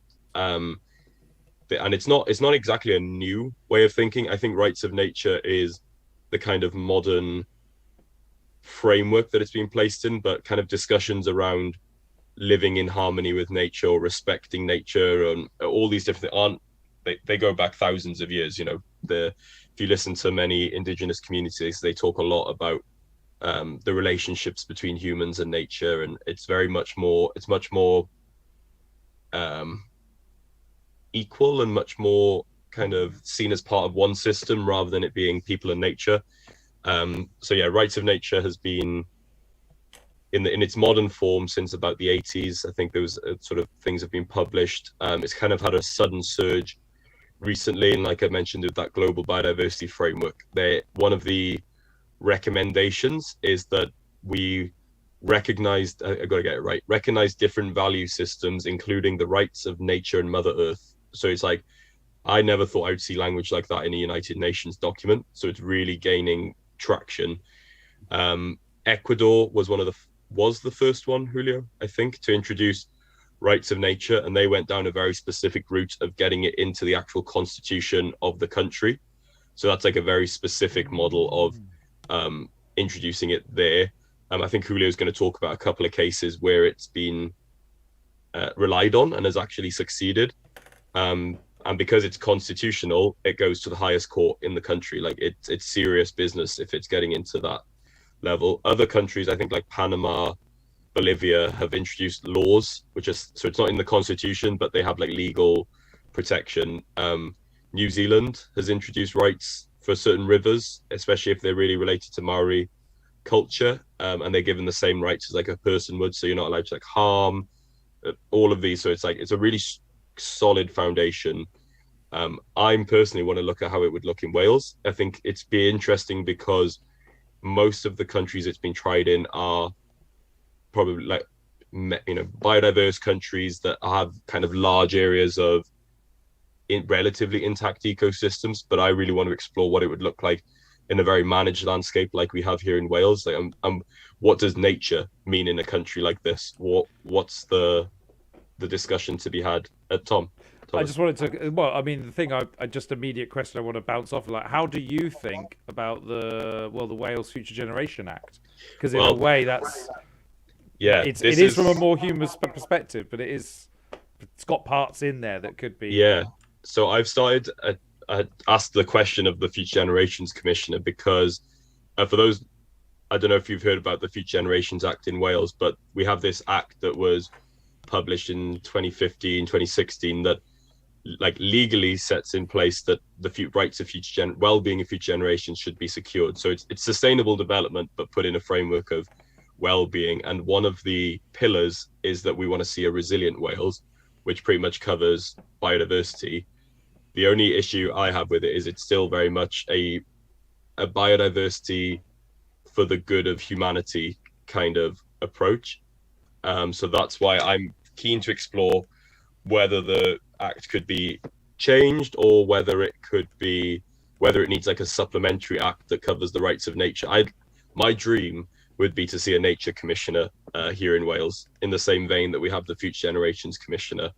But that's far off because I think there's a lot of discussions to be had around nature in Wales and how we go about protecting it. And as we're going to see, rights of nature, I don't think is the be all and end all of conservation, but I think it's a really solid platform that all the research, the privately protected areas, the policy can rest on. That's my kind of vision. But yeah, I would see it being quite linked to the Future Generations Act in one way or another, because we've got a framework for protecting the rights of those who can't vote and those who are yet to come. So I think it's not a huge leap to the rights of nature from there.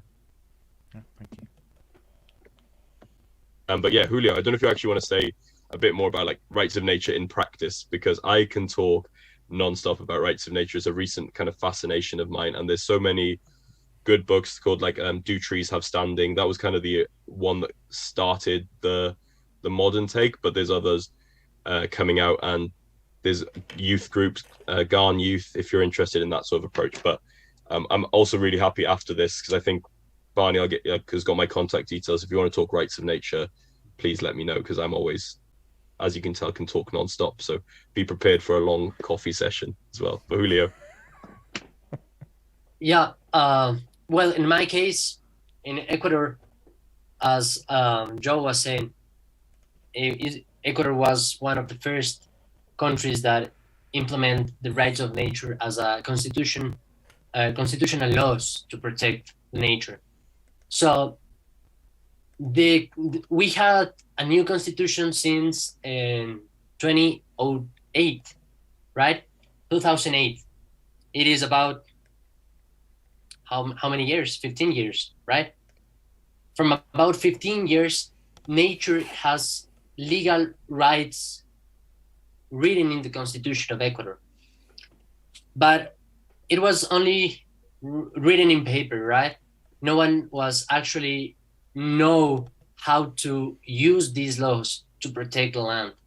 So we have a lot of articles in the Constitution that, paraphrasing them, one says the water has rights, and the government will be provide all the guarantees for the access to the water to all people, to purification of the water, and the government will guarantee the restoration if any damage is going on in the water sources.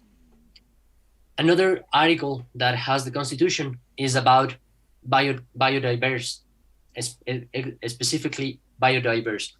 So the article says something about like this: the government will provide the guarantees, enough guarantees for the people to live in a pristine environment, to have clean air, to have clean water, to have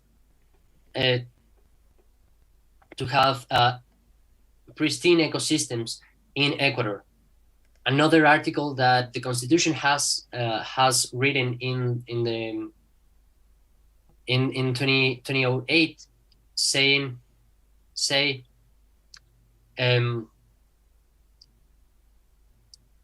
the government will punish or will seek any kind of restoration if it is proven that any people harm the environment, and will be guaranteed that the restoration is done properly. So we have a lot of different articles in the Constitution about nature and how the nature has rights to live and has rights to thrive, but no one's actually read it, and no one's actually know how to use them until last year. So this one is the first documented case that nature reserve used the rights of nature. So take this in mind. So the rights of nature were written in 2008, and it has to pass about 14 years in order to actually use the rights of nature, because no one knows how to use them. So this is one of the press release of the most famous case of Los Cedros protected forest.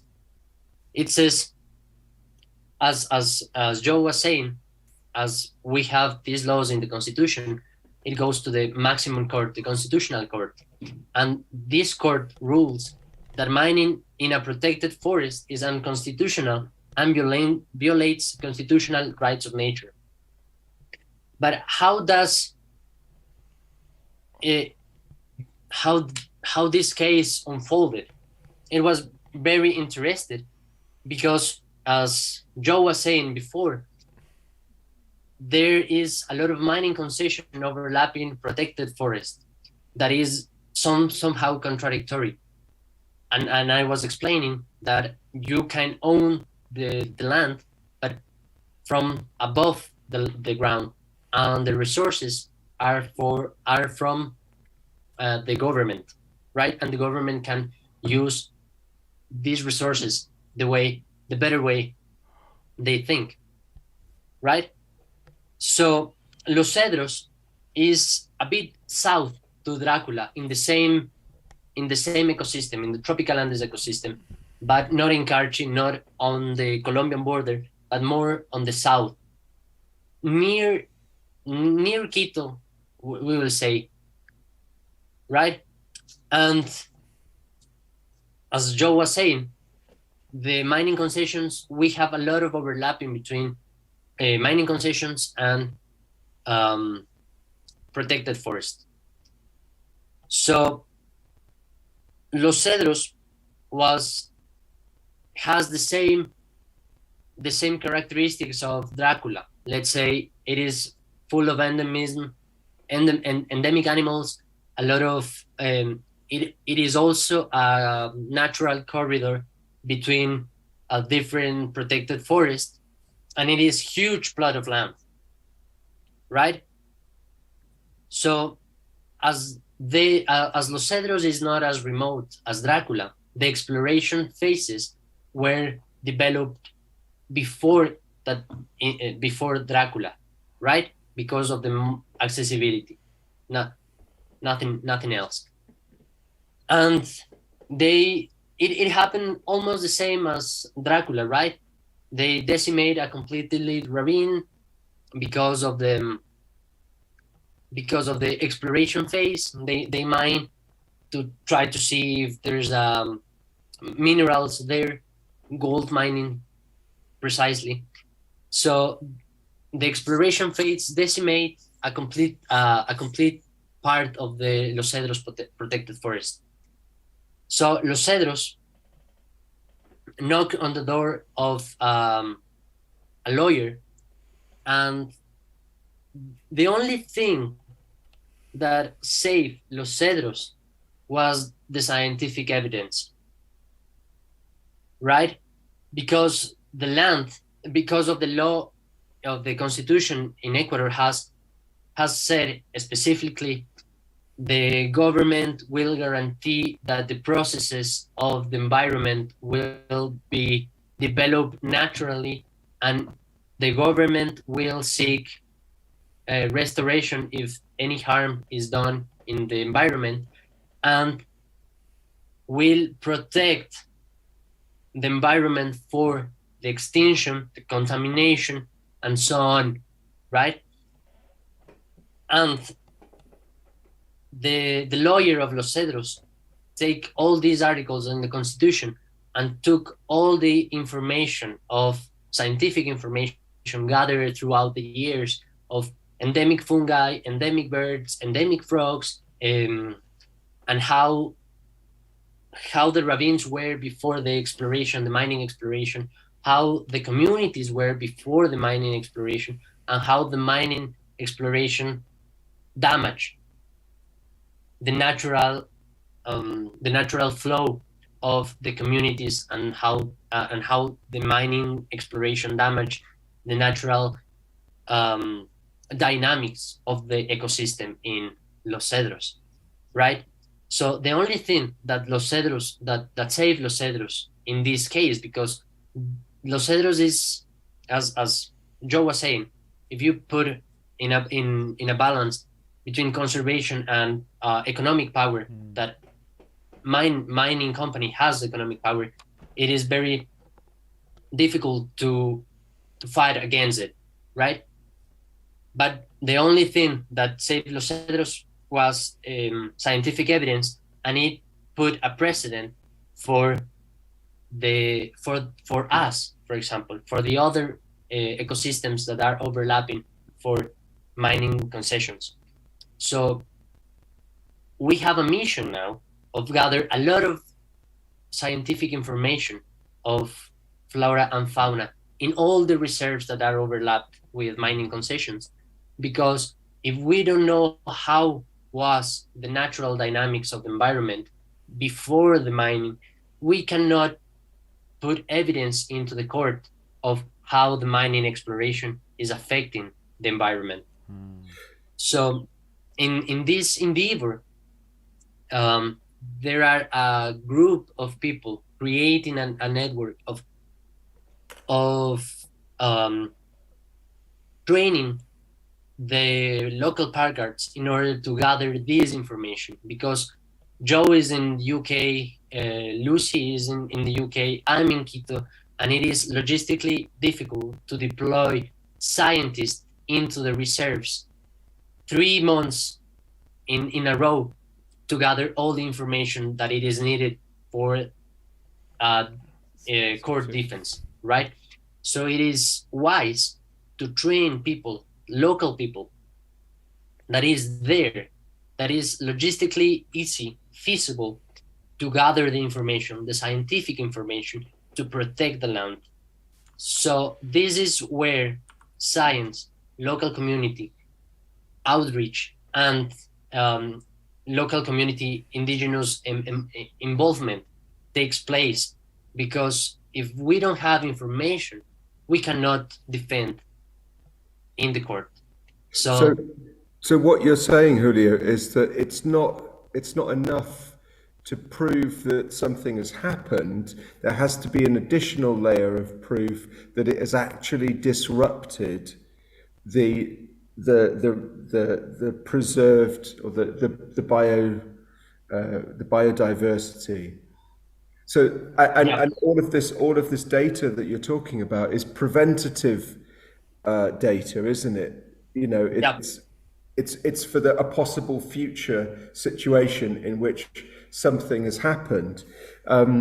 So again, we're in this kind of situation where there are developments taking place, but nature is always, and any efforts to defend it is always on the back foot, right? And always having to work harder to protect something that it can't actually stop. You can't actually stop the bad thing happening.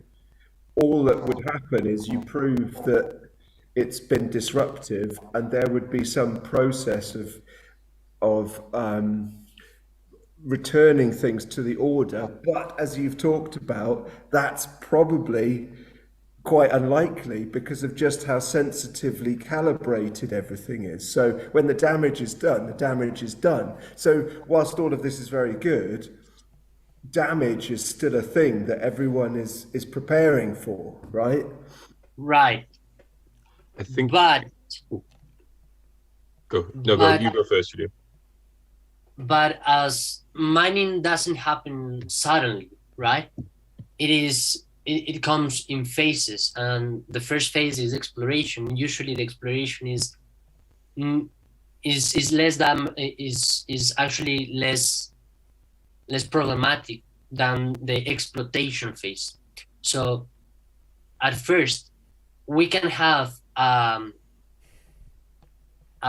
brief example of how mining would work. So we can accept this tiny piece of damage before, and then move into defense ourselves and defense nature. We can manage to have this tiny damage at first and gather the information to be able to defend ourselves and nature as well. Joe. Can I just ask quickly, the indigenous people you're training to capture the data, are you paying them? Are you trying to remunerate them? Like, is it a paid work as well? We're not just coping on volunteers, because it's supposed to be hard. Like, because I know, money is real power. We have to talk about real, yeah. No, the guards and the rangers, etc., all paid. They're all hired members of staff and paid, above a fair rate for the local area, because they're out doing the work that we need to be doing, and so it's not fair to ask them to do it voluntarily. So the effect it has presumably on the community, because you were talking about, like, they are changing themselves. Some of them are settling more than being nomadic. Tell me if I'm talking about the wrong people here, by the way, because you're talking about the Awa people. So there's in the area we're working, there's the Awa indigenous community, and then there's also the local community that are non-indigenous, but there's two groups. But we work closely with the local community, and then work with the Awa community to also bring members, and obviously there's levels of interaction between each group. So that's why we always partner with a local partner on the ground who knows the social dynamics of the relationships. Who do we need to talk to if we need to talk to someone? Yeah. So yeah, it's that's why I think it's great having an Reserva, from my point of view, a Reserva, an external partner helping Ecominga and Julio as an internal sort of partner, and then that's kind of the model. I was just going to add in terms of the gathering data. I think it's like in conservation, you're always kind of prepping for the worst. It's just like you're trying to get as much weapon. I was going to say weapons, maybe the wrong choice of word, but they're trying to get as many tools in your armor. I'm going to go with the weapons in your armory. That is the situation I'm going for. But because we're fighting a kind of uphill battle, we want to have as much information as possible to say this can't go ahead, because we know this is it's almost gathering data so ready for a fight, because it's always coming at the moment. And I hope that by 2050 that maybe things will have changed, that it's on a much more level playing field, and that any developments will have to have a serious environmental not just like a tick box, oh that's fine, but like that's what I'm hoping will be the situation. But yeah, we're literally gathering information. That's what I was trying to get across, is the rights of nature is great, but it's not, I wouldn't say it's useless, but it's got nothing if it's not backed up by the scientific evidence to say this will go extinct if you develop here. And that is why, and that's infringing on the rights of nature. Like, it needs that whole, again, going back to the jigsaw puzzle, there's so many bits of that feed together, that I think rights of nature is a great strong part to have, that all these other parts could feed into in a more cohesive way, rather than what they're doing at the minute, which is a bit piecemeal. We have a question actually from the stream. Shall I bring that up now? Because it was about hunting and miners, and it was just about whether there's been actually ever, have you or your people down on the front line there, they were actually fearing actual physical aggression or acts from the illegal mining or hunting, that if you interfere with them or try and bring court cases against them and stuff, is there active, like, kind of scary physical and practical things beyond, like, kind of legal and arguments and rights and stuff? All right, so yeah, where Ecominga's reserve is a very conflictive area, right? So we have different types of circumstances that makes even critically the work that the work we are doing there. It is very, very difficult. We are in the Colombian border, so there is a different dynamic over there, but specifically with local miners. So the mining company actually hire local people. So it is a really interesting dynamic, because if the local people that is working for the mining company can be family or related to our park guards, right? So it's a very interesting dynamic, because the mining company hire local people, and the local people in this community is super tiny community, and the local people working for the miners are family of our park guards. So it is a very interesting dynamic. So we cannot fear them, because they are family of and friends of or park guards, and the miners, the company, the local company, the mining company officers are not working in situ. So it is always like frightening, because hunters has weapons, and the miners we are confronting them, but it is special, it is not like we are fearing for our lives, but in the same time we are, because the dangers are always there, right? So it is special. It's just a special dynamics. Yeah.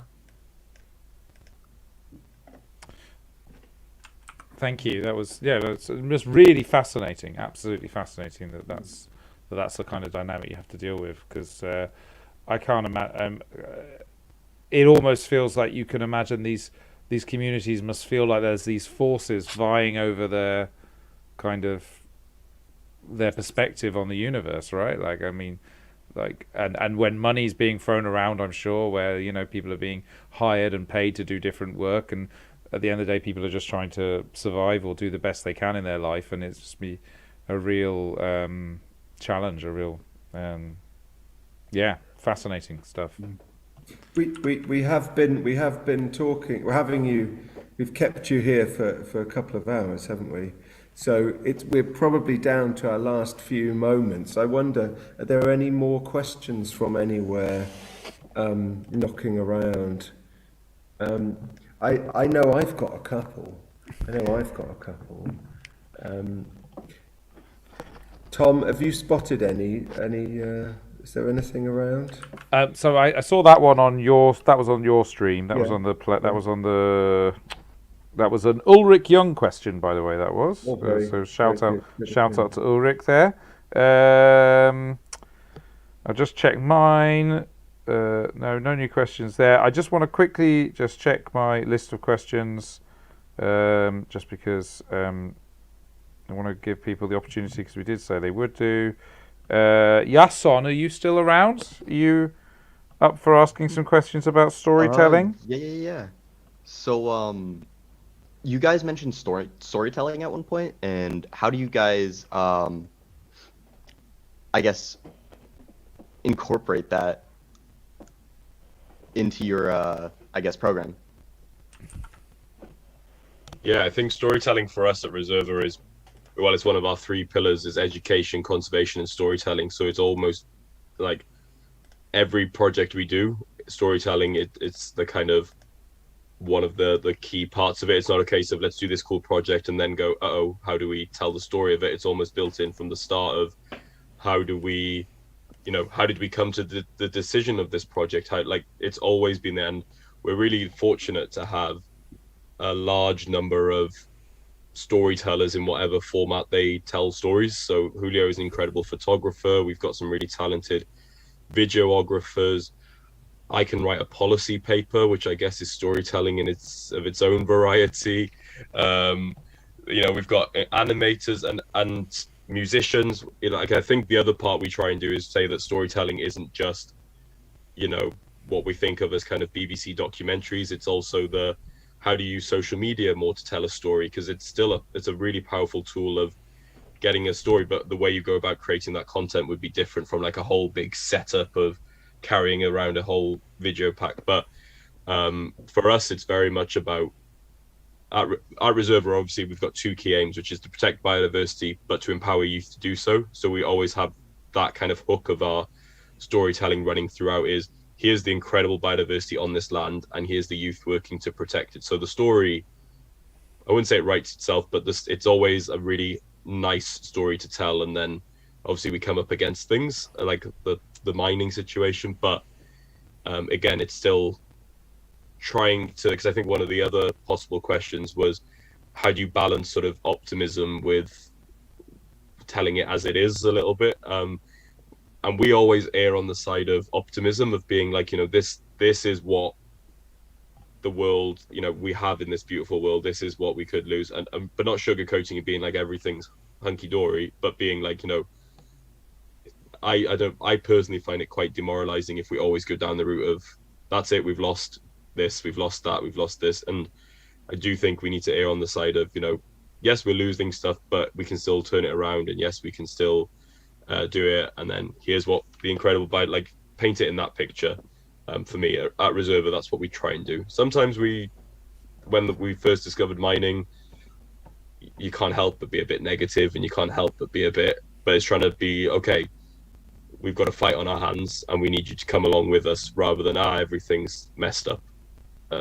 Trying to do it that way. But yeah, storytelling is a crucial part of everything we do, and however you can tell your story, there's something that we can do together on it. Listening to you to talk today, and from our correspondence and conversations before, and looking at the project, the Reserva project, it seems like you've done a really good job of not trying to be overly perfect, that everything has to, everything should be every hair in place, if you like.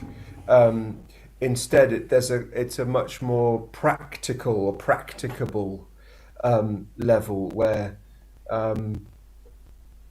things are just realistically surviving, as opposed to everything being perfect all the way through. I think with Reserva, we are piecing together lessons from like larger conservation NGOs, other youth groups. So we're kind of very much learning as we go, and we're quite open about that, of being like, we don't have the whole playbook sorted out for this. It's going to be very much a learning opportunity, and I think. And you're quite young as well. You're you're very young as an organisation. We're 3 years old now, so it's like, it's very young, and that's what I'm saying.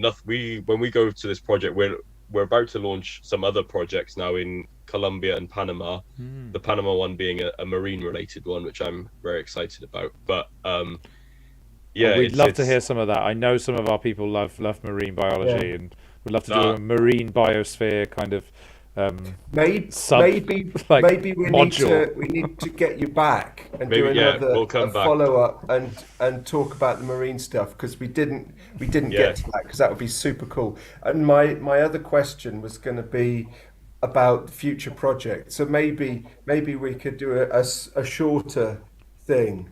I'd love to. Can I just give a chance for Alex and Cathil to ask questions, and Francie as well if they want to, just because I appreciate, and some of the stuff that we said that we were going to say has kind of been answered, but I don't know if you've got other questions you want to ask. Alex, you put your camera on.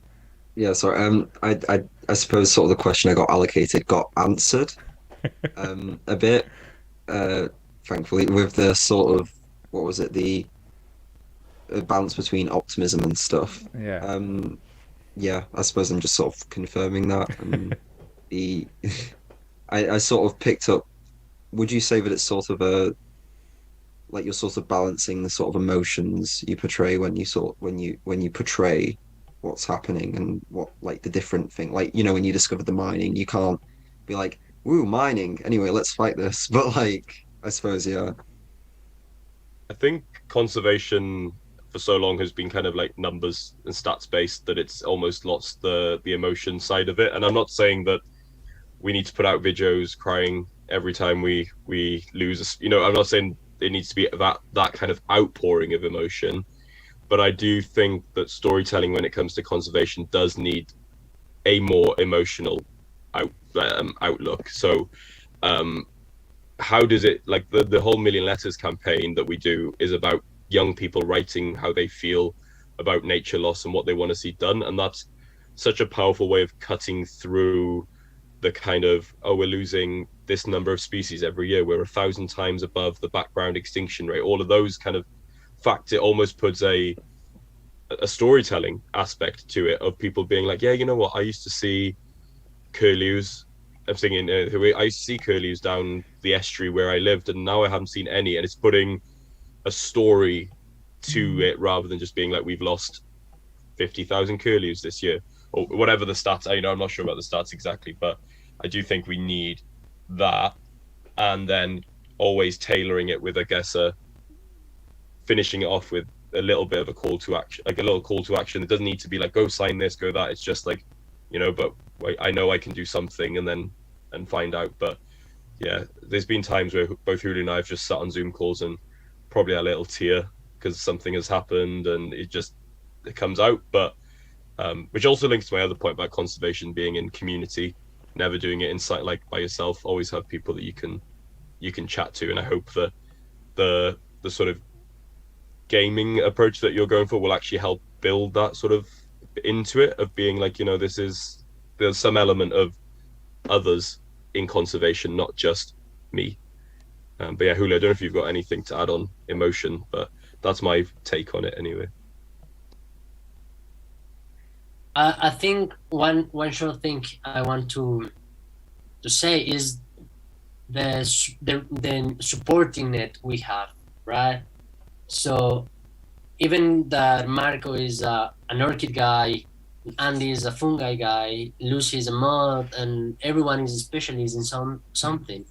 We at the end are young people that are in the middle of nowhere, wanting to do science or wanting to do conservation, and we spent a lot of days together that we are building trust in each other, and supporting each other is one of the most special things that we can say. Okay, we find mining, but I'm not alone, because we have this supporting it, and this is one of the most precious things that Reserva gave us, right? These supporting things that even if I at 20 something years old in Quito, I know we are 80 people working towards the same goal, and this is kind of a comforting sense of support, right? Like a group of player characters leaning on each other to be safe. I think in life, finding people who have similar interests and speak the same kind of language and have the same kind of evolving worldviews as you is a really important thing, isn't it? Because you can use a kind of a shorthand, and you can give a little bit of information and they'll know exactly how you might be feeling about that, or as you've been talking about, there might be then a range of ideas for possible solutions, especially when you're all involved in a solution-based project.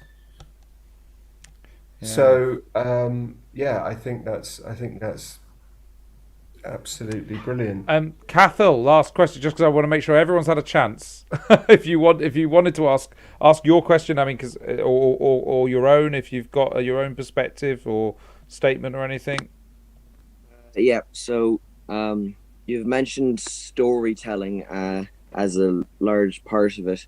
So this kind of links in with it. Since this is a youth-based organization and it kind of aims towards a lot of young people, I'm just going to read straight off the thing. How do you make it more consumable and easy to understand for people of all ages, including older people of a generation that might not understand this and might be didn't have it at our age back then, so they might not understand it, and then the younger generation might not understand it, including our ages. So that links in with storytelling, I think. Thank you, Cathal. Yeah, that's a good one. That's a tricky one. I think for us at Reserva, our primary audience is to engage young people. So that's our primary objective. So it's very like kind of social media based. It's very video based. But then when you're trying to explain that to older generations, both the actual conservation, but also the model that we use, I think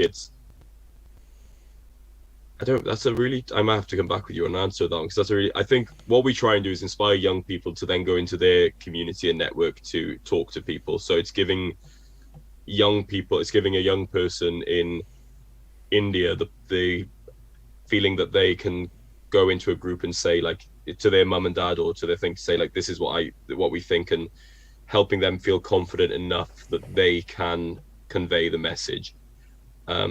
Just because trying to communicate, to a general audience is very difficult, and it's because it just needs different things. So if we target our audience really well, make them feel empowered, hopefully they can go to their networks and convey that message, I guess would be our simple answer on that one. But yeah, in terms of actual logistics, maybe Julio is media or someone else, but I'm not a comms person. But I guess that's our approach, is empower young people to convey the message themselves. also some of them are some of them are very young as well. Like you deal with, you have 8-year-olds, eight up, isn't it? Yeah, our youngest at the moment, our youngest person joined was 7, but he's now turned 8. So I think our youngest member is 8 years old, and we've got a really strong junior committee. And honestly, they come up with ideas that and questions that I think is both in a great way. It means that they're more aware of the current situation around the world, but it's also quite sad that people are so aware that we're losing this. But honestly, I'm lucky that I get to be one of the mentors, so I get to chat with them on a monthly basis and find out the projects they're working on. And I don't really need to simplify anything. They get it. They might need like a few explanations if I'm explaining about like the COP15, about like what specific legal things mean, but the actual content. But then I'd have to do that with anybody, because United Nations is not the most accessible place in the world, considering it should be for everybody. But in terms of the nature, the ecology side, they get it, they know it, and they're ready to do what they need to do. So yeah, they get that part. But yeah, that's it really.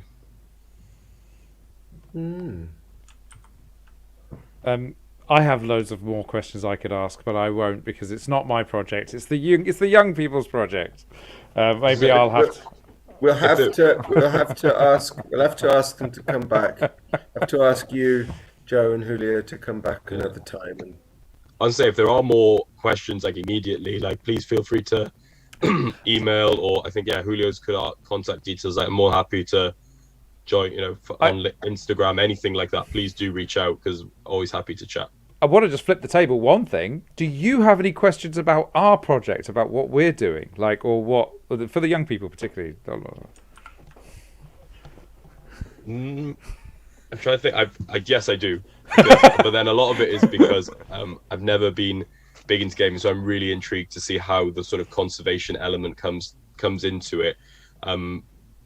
And I just, I'm really intrigued as it sort of develops about hopefully some of the ideas that we said here, like rights of nature. I'd love to see it brought in, like how that could even factor into it. I have zero clue how it could factor into it, but like I'd love to see it, and I'd love to see people. But I would love to stay in touch, Barney, over time, and just as it develops, like get back involved. I mean, from our side, the fact that storytelling is important for you is obviously a big kind of motivator for us as well. It really fits very well with us and the Biosphere Guardians project. And as we talked about before, it'd be great to play a game or two with you both, and maybe some other folks. So our young people here, our GMs, our great game masters, could maybe give you a quick, or not so quick, a good go round the biospheres, and we could have a whole expert group. We could get Paul Allen from CAT as well, from the Centre for Alternative Technology. Get him there. We could have Joe and Julio and some other people. So that would be interesting. Let's do it. Brilliant. Thank you so much. Shall we call it a day for today? Yeah. Thank you for everyone who's been listening, everyone who's piped up with questions. So thanks to the young people involved in the project. Tom, thanks for your tech support, and Joe and Julio, thank you both so much. That was absolutely fascinating. Thank you so much for having us. Really appreciate it as well. Yeah, thank you everyone for having us, for listening to us, and to be interested in this tiny piece of land in this remote place called. I mean, it's fascinating. We'd love it to be 20 times bigger in our future. That's what we want. We want, the size of Wales. All right. Okay. Yeah. All the best. All the best. Bye. Bye. Bye.